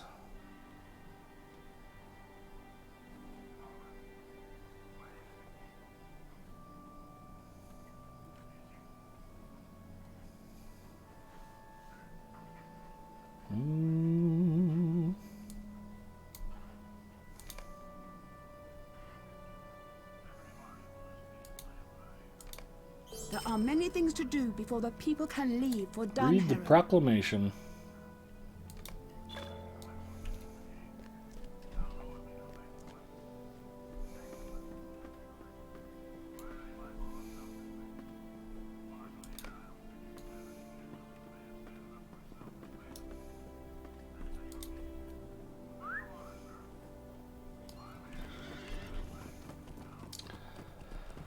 Well, I thought the new Dune movie turned out pretty good.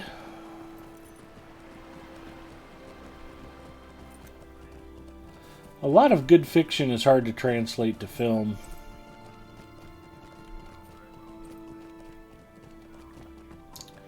I was more than a wee bit nervous about the Dune remake, but turned out pretty well so far, I thought.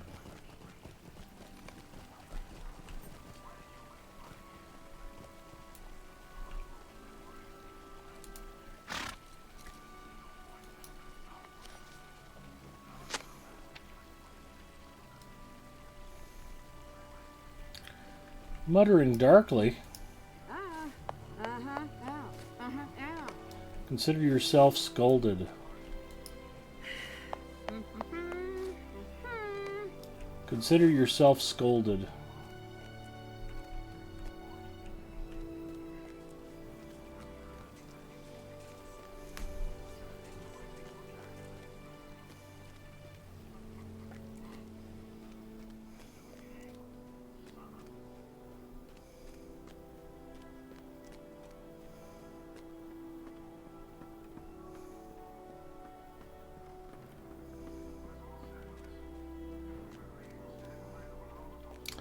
Well, Rake 83, when you get the chance, check it out. It's pretty good.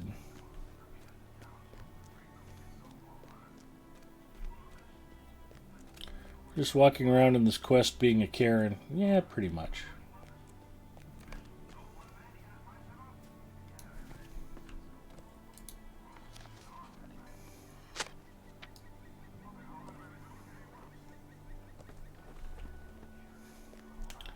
Hello, old woman. Do you have a time to spare an old woman, tidings bearer?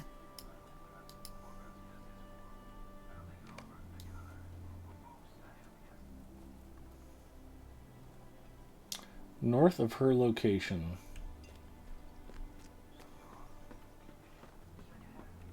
The Dunharrow wagon.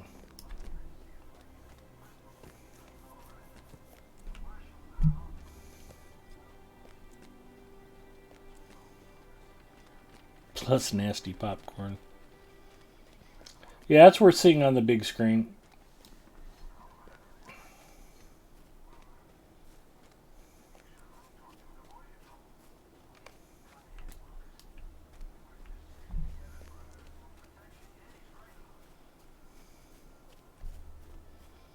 An amazing experience on IMAX. Yeah, I don't know what Mrs. Mustafa has against IMAX. I'm rather amused by it.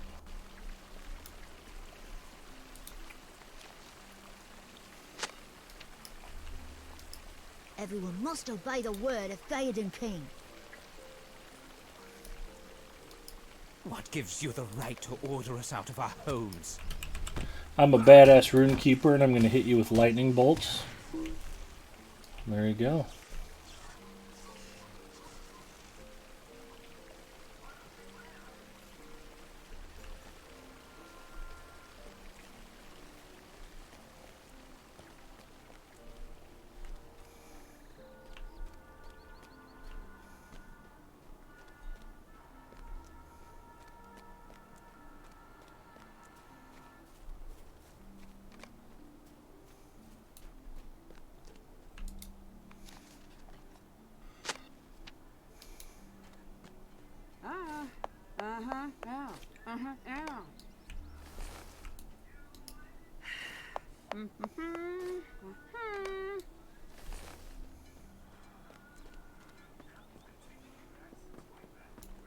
Return to Eowyn.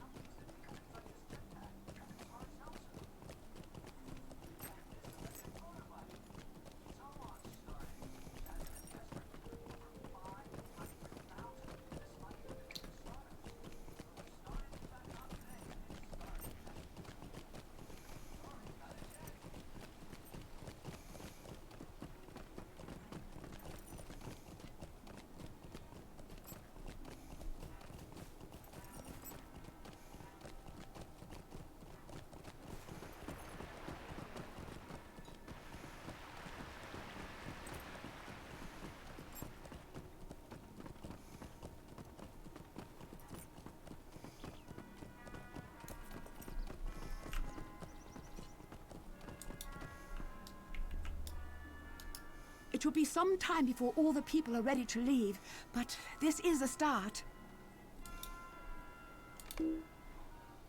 Oop, now what are we throwing away?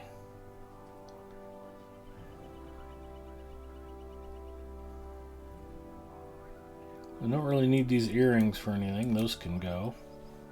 I think I got a ring that's pretty useless. Is that it? Yep, that can go.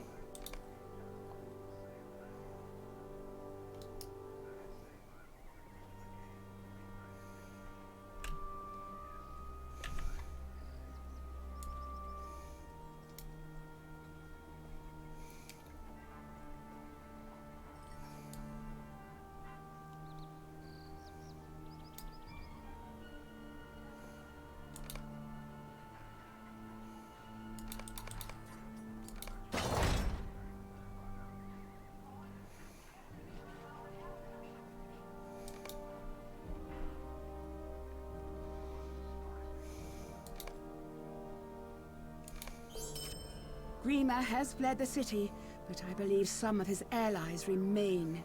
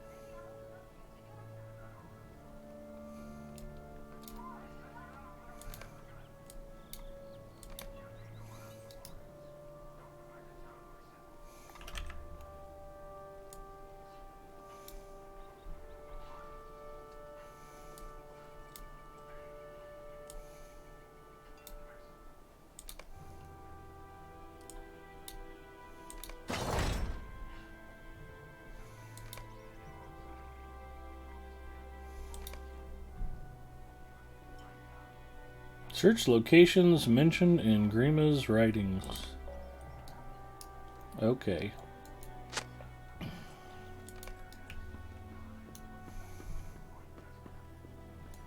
Hello, Slimy the Slug.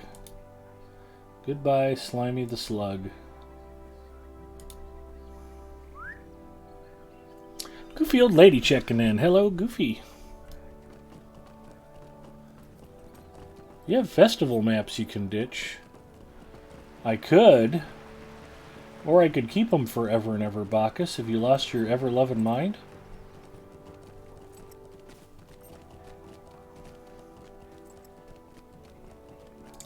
What if I want to go to the festival?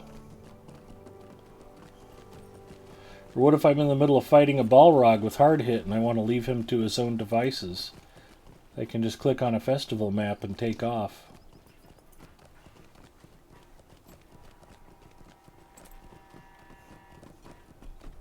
That's a real thing. I actually did that one time by accident.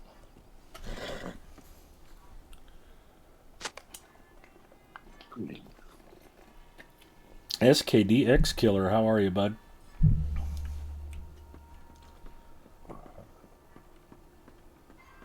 Tired, sore, dehydrated?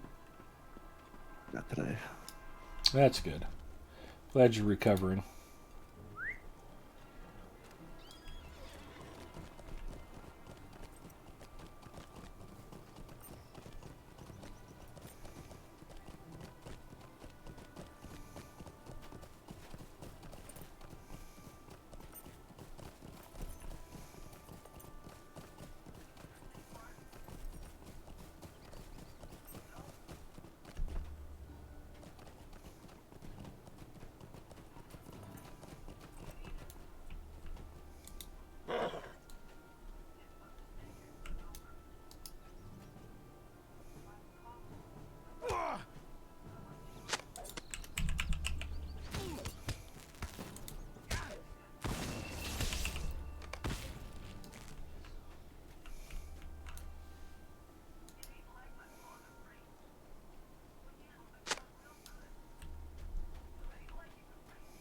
Are you in Rohan? Western Rohan, yeah. I just got to work on some solo stuff so I can get ready for Gondor.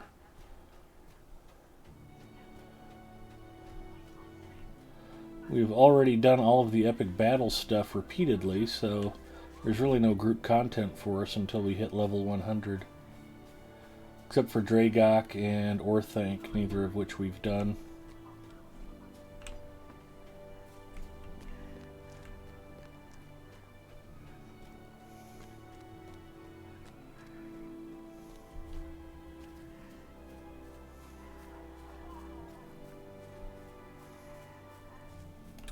Frantic Farmer. I feel like I missed somebody. There should have been somebody else at one of the gates here. Down here, maybe? Yes.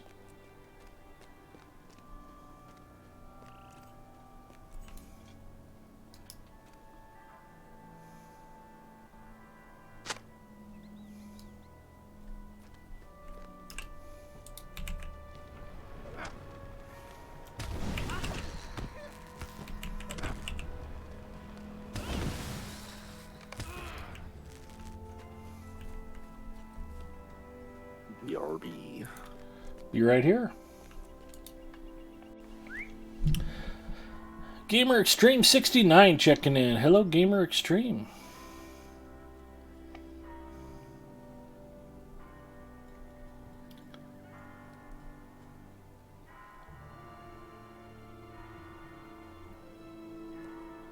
Alright, it says no, it wasn't. Well, it would be for everyone else, though. I can certainly see why you might not have been quite so entertained. Potton says, another type of film I like to watch is historical stuff. Always liked history. Gamer Extreme 69 says, I hear there is a special code to redeem for something in this game. Anyone know what that code is? Lotro Quests 2021?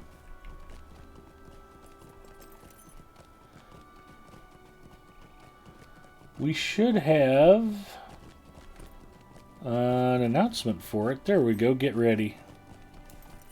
Thank you for Ponton for popping that.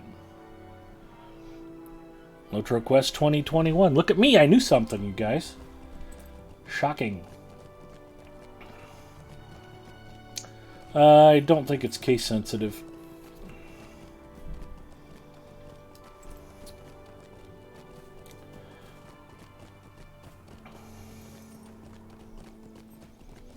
But that will open up a whole bunch of older content for you if you're just new getting into Lotro.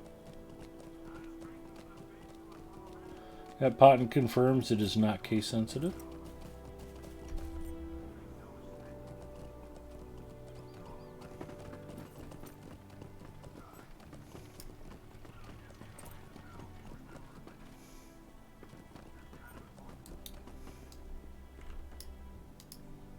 You found some of Grima's allies and defeated them? Good. My preparations continue, but my uncles are complete. Talk to Theoden and Mediceld. The king rides west. Not expansions, but unlocks the quest packs. I am new. What will this do? Unlocks a lot of content.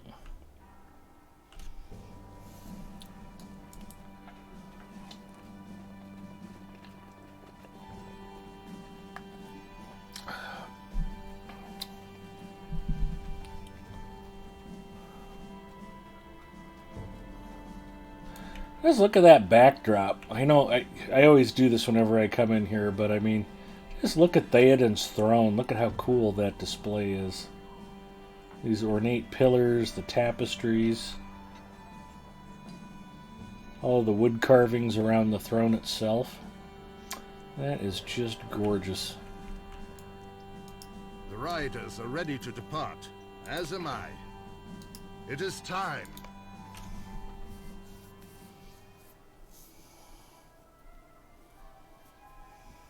Theoden King has mustered a force of more than 1,000 spears and prepares to ride for Isengard. Will he return to Edoras in this life?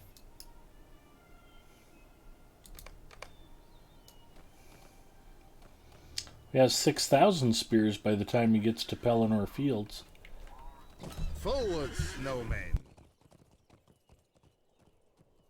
While I ride to Isengard, I would have you lend your aid to those who remain behind. Our friend does not ride with us. There are dangers both behind and ahead, Eomer.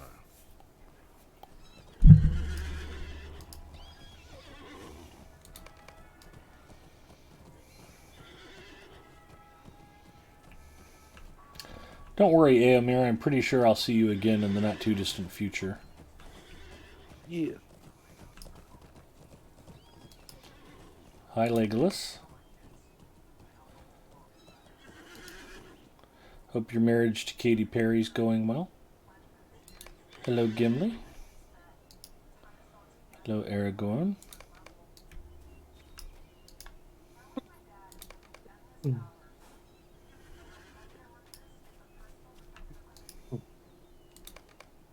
I am ready. Theoden is about to deliver justice to Gleowine for disobeying him. Gleowine, do you know why I have called you before me? I do, my king. He's going to behead him. My friends and I return to Edoras against your direct command. Why did you do this? We did this out of love, my king, and fear. Love of the Mark, and fear for its people. I share this love, Gleowine, and this fear. But a king's word is law, and must be obeyed. You will not escape judgment. That is just, my king. I submit to your will. I ride to war. It is like to be my last riding. I need a minstrel by my side to record the deeds that await. My king? It will be your burden to witness my final days, if this be they, and record them in song. You will return from the battle, my king. That may be so. Do you accept my judgment? I do, my king.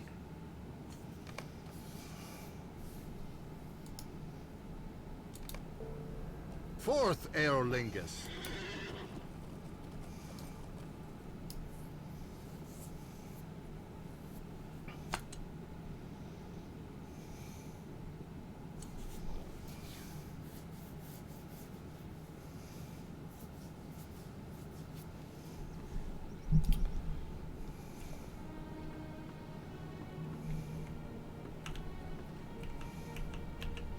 What was it I said about you earlier today, Hard Hit? You're the Henry Cavill of Lotro players. Everyone hates to see you go, but it's so nice watching you walk away. Goofy old lady might like that. That's also why I like Grey Warden, for the love of the mark. Yeah. So they are gone. May they ride to victory. My uncle has commanded Travel that to I the bring town of King Edoras Entwade to Dunham. Kingstead and help the people with their troubles. Okay.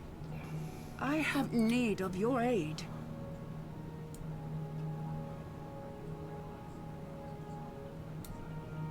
Oh, you instantly traveled to Entwade. Fantastic. Fantabulous.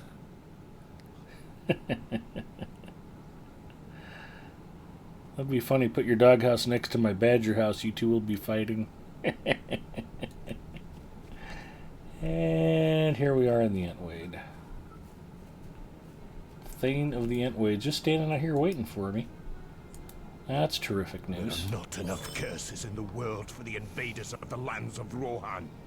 There are not enough curses in the world for the invaders of the lands of Rohan. Aid the Thane in his preparations. There are not enough curses in the world for the invaders of the lands of Rohan. The enemy must be punished for encroaching upon our lands. The Rohirrim have need of your services.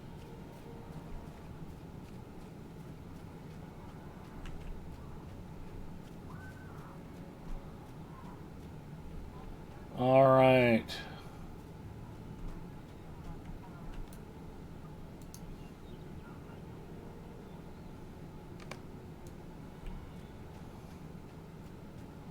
We're going to gather the people of the Entwade. Welcome, my friend.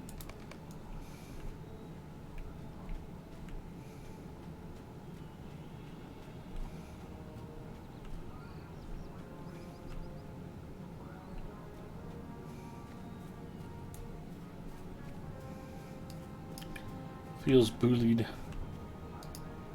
Dunmunding's rally to the banner of the White Hand.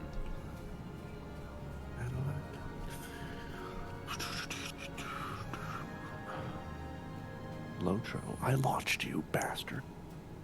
Sorry. It shut down on me. Is the game playing with your emotions again? I hit play and then it closed and it never opened. Well, that's pretty weird. Alright.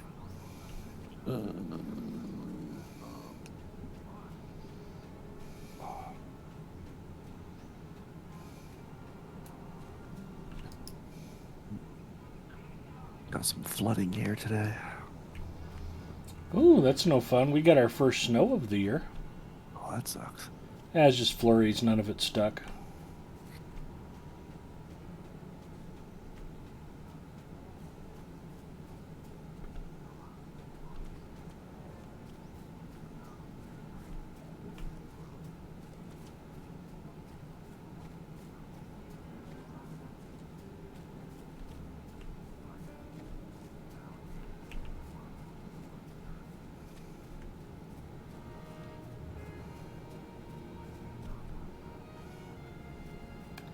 Apparently I have to kill Urukai pillagers.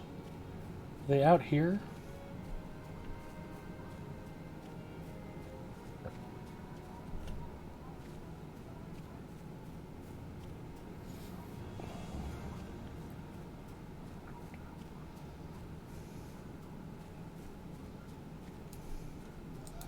you a pillager, sir? You are a pillager. I would like to murder you. Please hold still.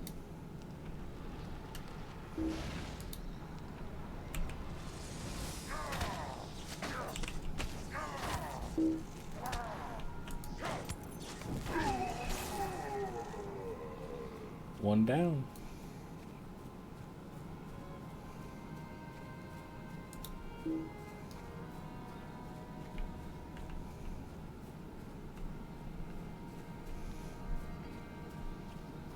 I might have to search far and wide for those pillagers. Starving orc warrior and slain horse. Well, why would you be starving if there's a dead horse right next to you? Ew. The French consider horse meat a delicacy. Maybe I don't want to eat horse. Maybe. Go to Taco Bell for that.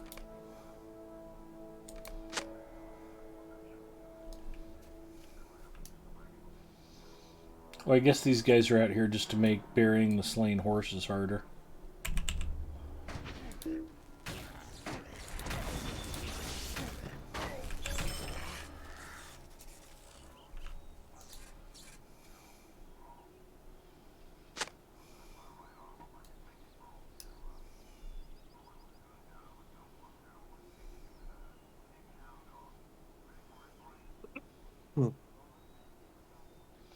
Oh, Odrana says, did everything shut down, Ed? That's my experience. Goofy old lady says, oh, and I see you on my friends list, Ed. Awesome.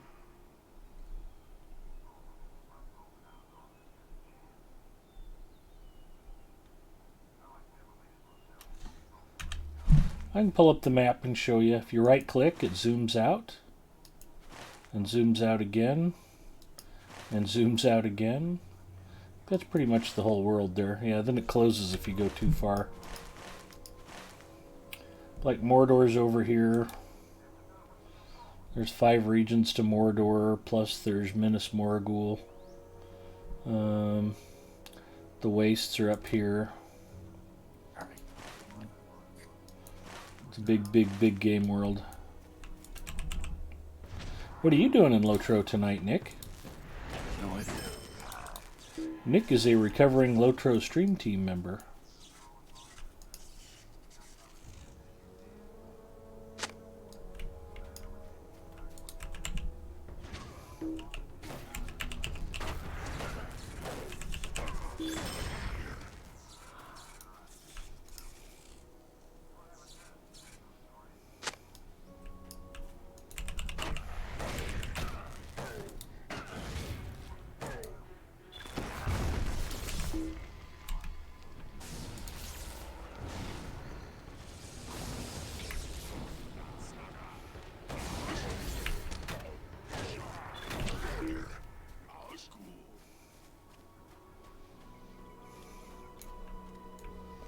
Don't need to check the fishing nets just yet.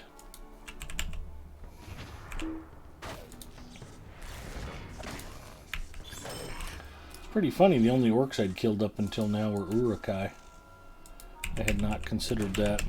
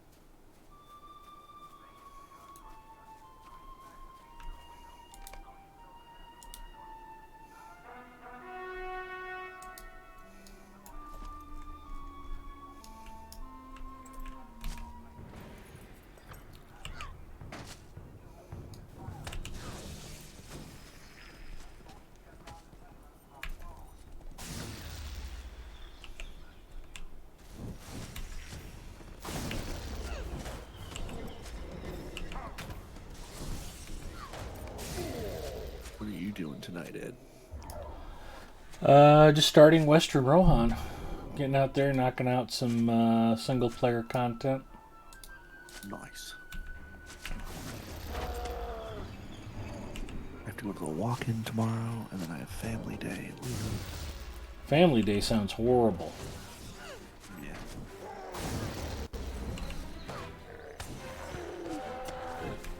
I either have a UTI, a kidney infection, or a plumbing infection. And I prefer that to the last one. Oh, let's get wrecked.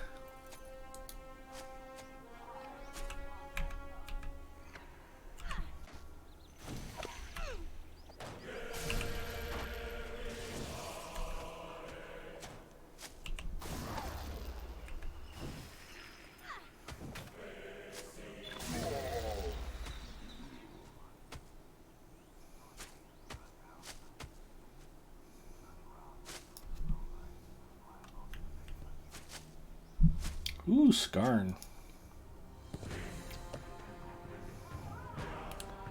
Who needs family day when you can out fishing instead? Exactly. Although this time of year, I've always said that ice fishing is the sign of a very bad marriage. If you'd rather go sit on a bucket in the middle of a frozen lake than be at home with your wife, you probably don't have a happy marriage. You probably should get divorced.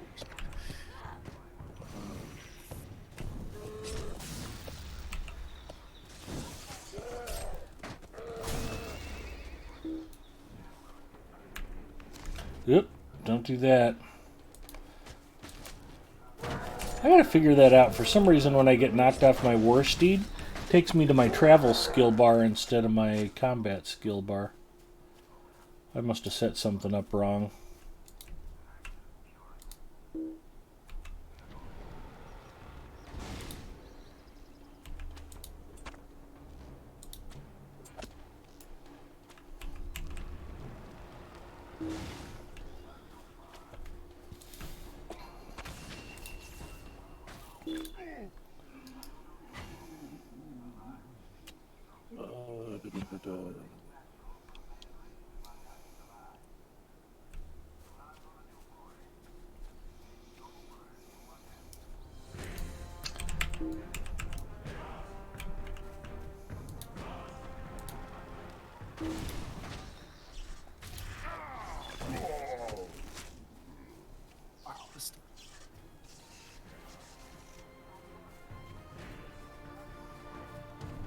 Our big function tomorrow is we're getting up bright and early to take the Dyson ball in to get it checked.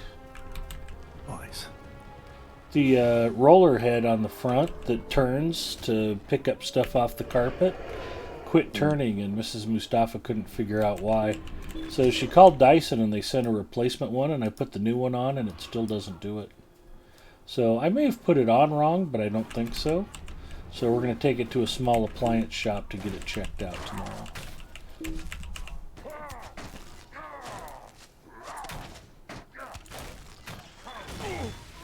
But for Mrs. Mustafa to not be able to vacuum for the last 3 weeks has been driving her insane. Sure.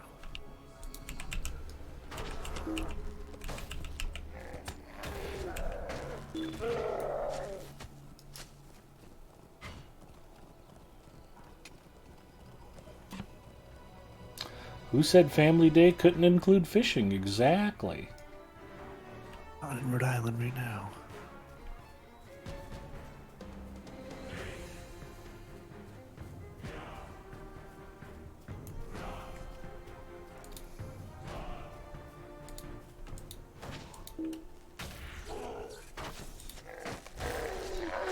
There's my last pillager.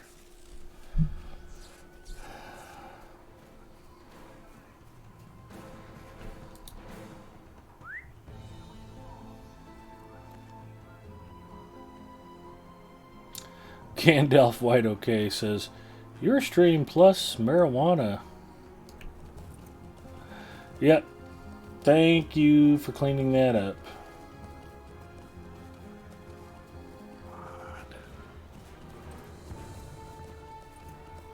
You have been moderated.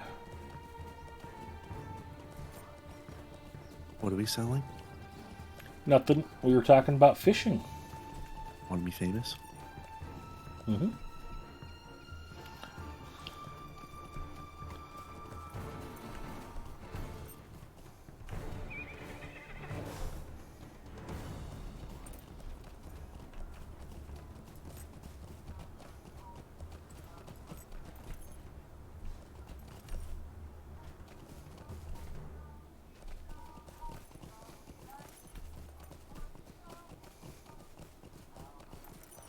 Here's somebody to gather. You have been gathered. Who else needs gathered?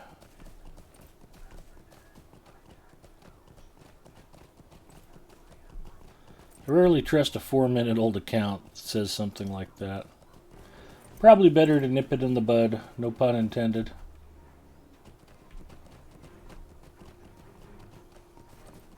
Total puns intended. Oh, there's a war band out here. It's a full fellowship war band, so I think I will ignore it for now.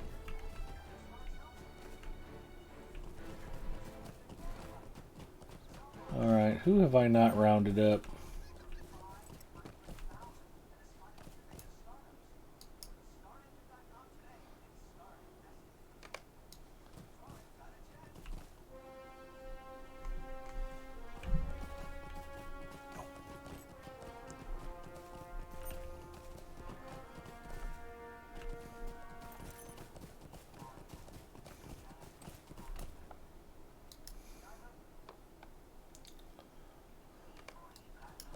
There we go.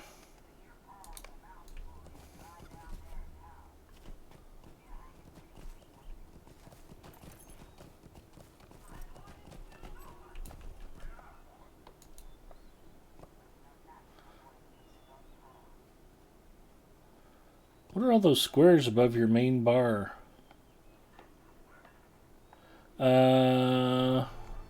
Any news about the Amazon series? Gandalf, it's supposed to premiere on Frodo and Bilbo's birthday, which is September 22nd in 2022. Other than that, they're just doing their thing.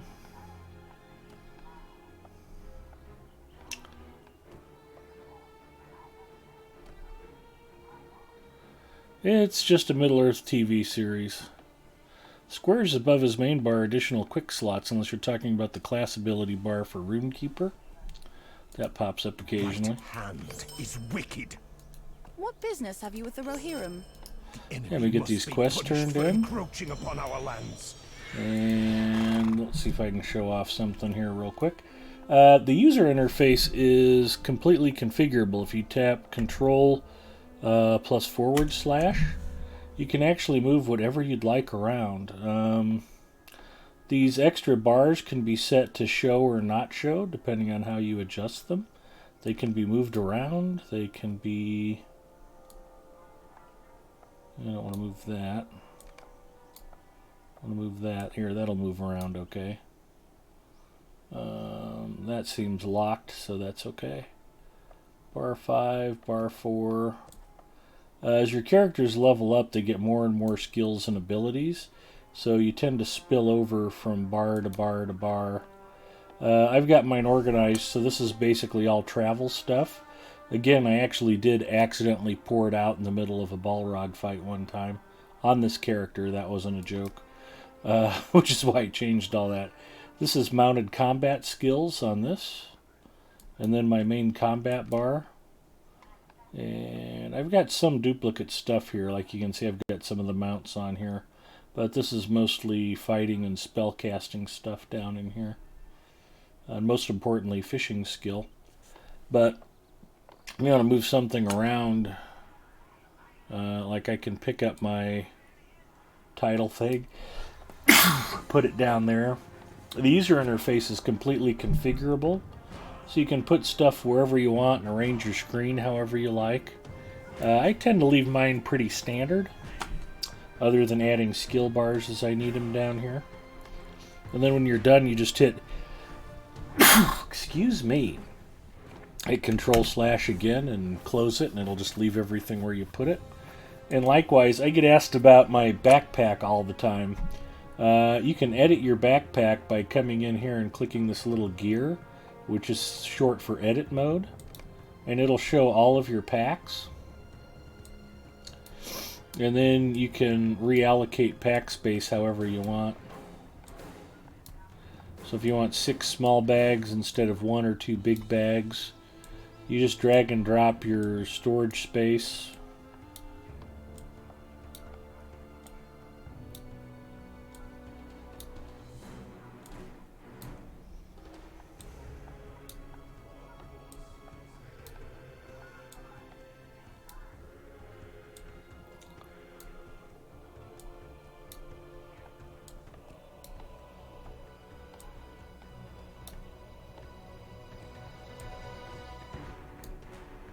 And then when you're done, when you click the edit button again, it'll keep your bags that way. You can set them up however you want. Very customizable user interface. That's a fun thing that most of the longtime players know about it. I organize through disorganization, so I just like one giant bag full of junk. That way I don't have to try to remember which bag I put stuff in. That works for me. Your mileage may vary. And the other thing that's fun is the dressing room.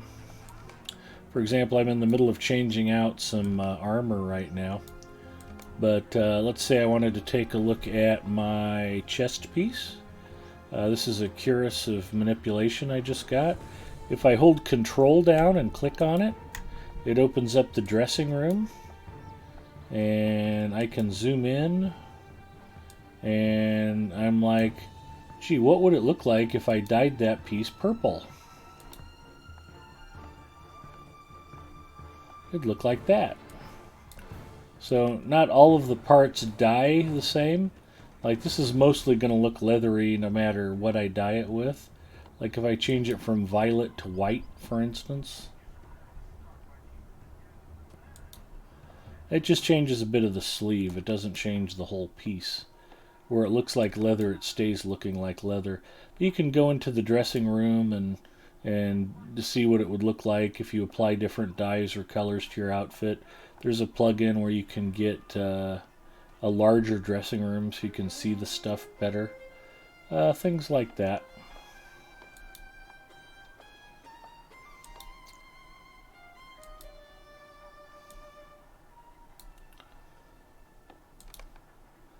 Lots of fun user interface things to play with.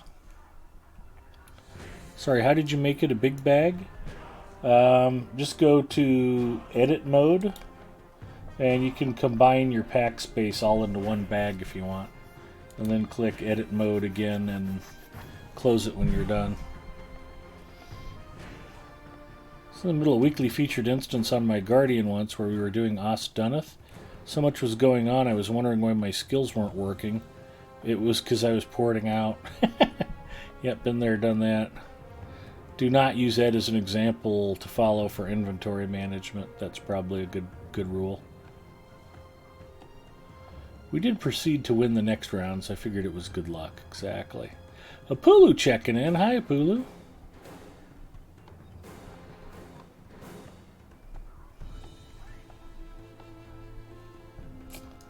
What other fun, stupid user interface things can we do?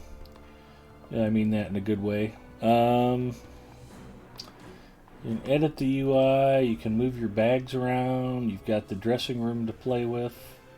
That's a lot of it. Oh, the cosmetic system's kind of fun. You can actually change your character's appearance without having to change out equipment.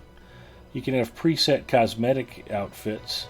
So if I want to be in a blue dress instead of my armor, I can just make outfit 1 my visible outfit. All my gear's still equipped. I haven't changed out my armor, but now I'm wearing a blue dress and matching blue cape.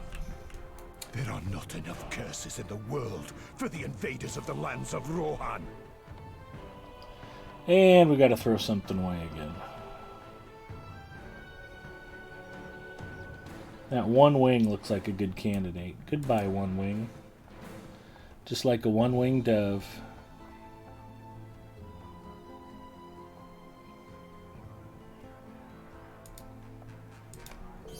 Right hand is wicked. Talk to Cyric. Edit mode is on bag 1, the tiny gear icon.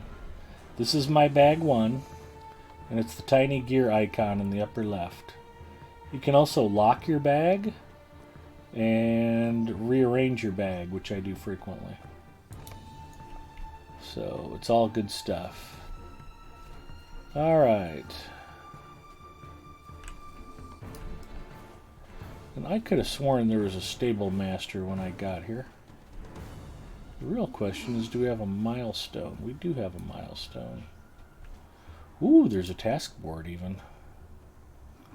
So what do we got? 21st Tall, Galtrev, Oghair, Suri Kyla, Forla, Standguard.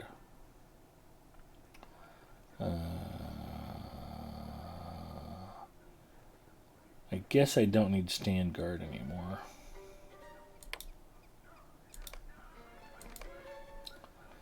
And the problem with turning in task items here in Western Rohan is a lot of the stuff that you get early on isn't actually turn-inable here. A lot of the early task items tend to be for Eastern Rohan. Like these marked furs are level 73, punctured shields level 73, and all of this stuff is going to be higher level. So you have to get a little ways into Western Rohan before you actually start getting the task items that you need, because, you know, that's a whole thing. Anyway, this is a good opportunity to sneak off. And why do we do task items, boys and girls? We do task items. Actually, you know what? Cancel that. I'm going to show off my fishing trophies. Task items are good and good for you. You get experience points, item experience points, reputation points. You get worsted experience points. You earn titles, you earn cosmetics, and most importantly, task item turn-ins help you get junk out of your bags. Reputation and free XP. It's not free, you earned it by collecting those items. But we are here at the Gypsies, Tramps, and Thieves Kin House on Evernight.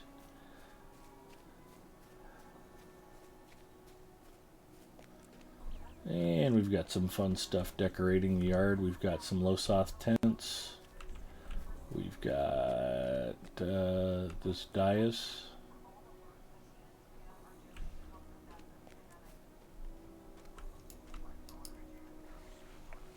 Potton's heading out. Potton, you have a lovely craft up some fish fillets. That'll be nice. Have a great night, Potton. Thanks for hanging out. We will talk to you soon, my friend.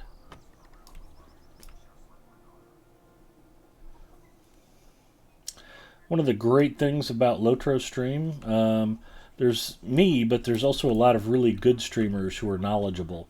But even if you run into somebody like me who's streaming, you'll run into guys like Ponton hanging out in chat who are extremely knowledgeable about game lore and different things. I'm still waiting for my house to finish loading in. There we go.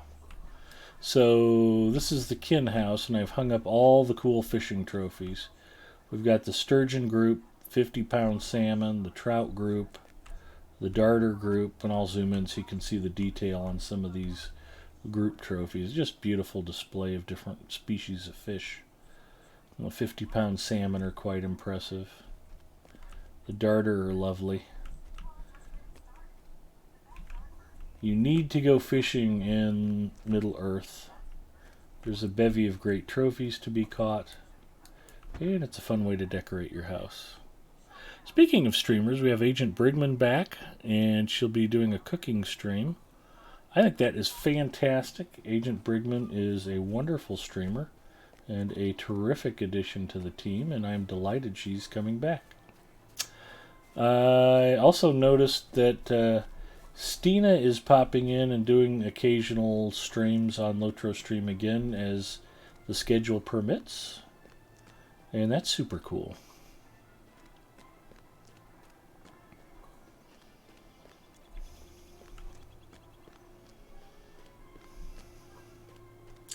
Like I said, it's not just me on this channel. We actually have good streamers.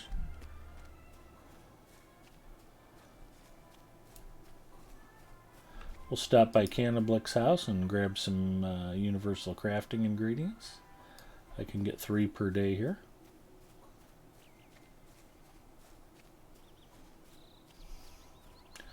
Yeah, I saw she was making some kind of honeycomb cake. That looked pretty interesting.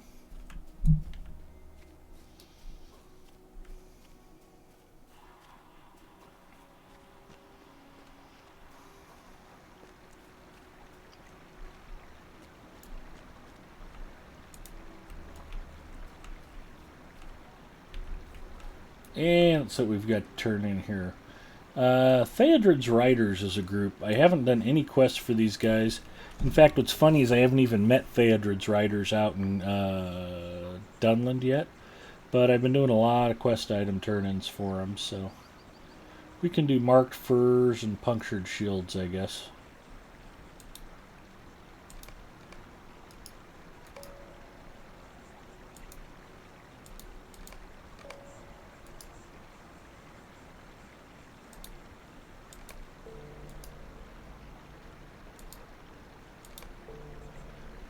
Oop, dang it. Got to catch that task at hand before you do the second turn-in. Now I won't be able to finish it tonight.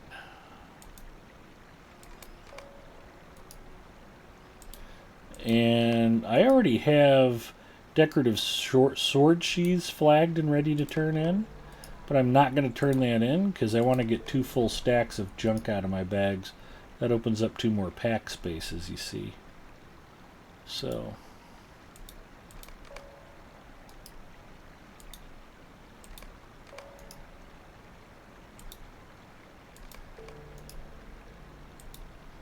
few things in Middle-earth are as valuable as open storage space.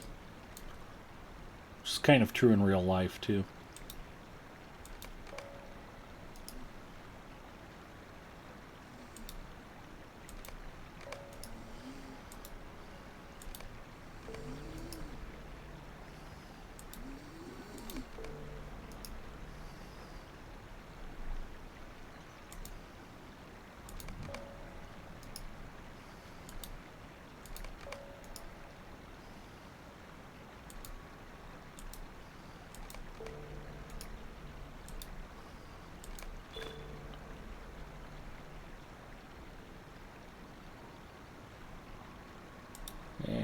Task item limit reached. I'm at 10 of 10 for task items turn-ins for the day. I got a deed bestowed, which is super exciting. So yeah, that's a whole thing. As I already snuck them in with Gundabad. Long day at work, no problem. I'd love if they added the higher level task boards to the housing areas. Let's take a look. 101 to 110 is still the top board. So that's as far as they've gotten.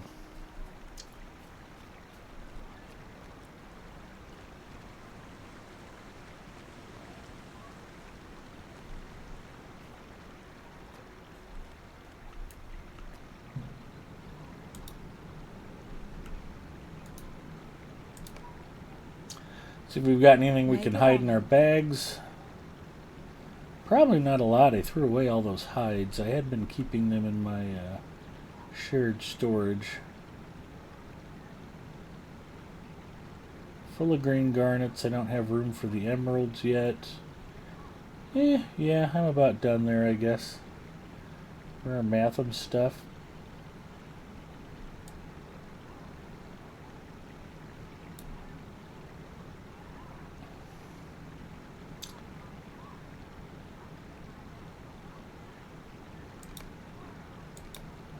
That is unfortunate. Alright, you guys, with apologies, I normally stay and stream at least...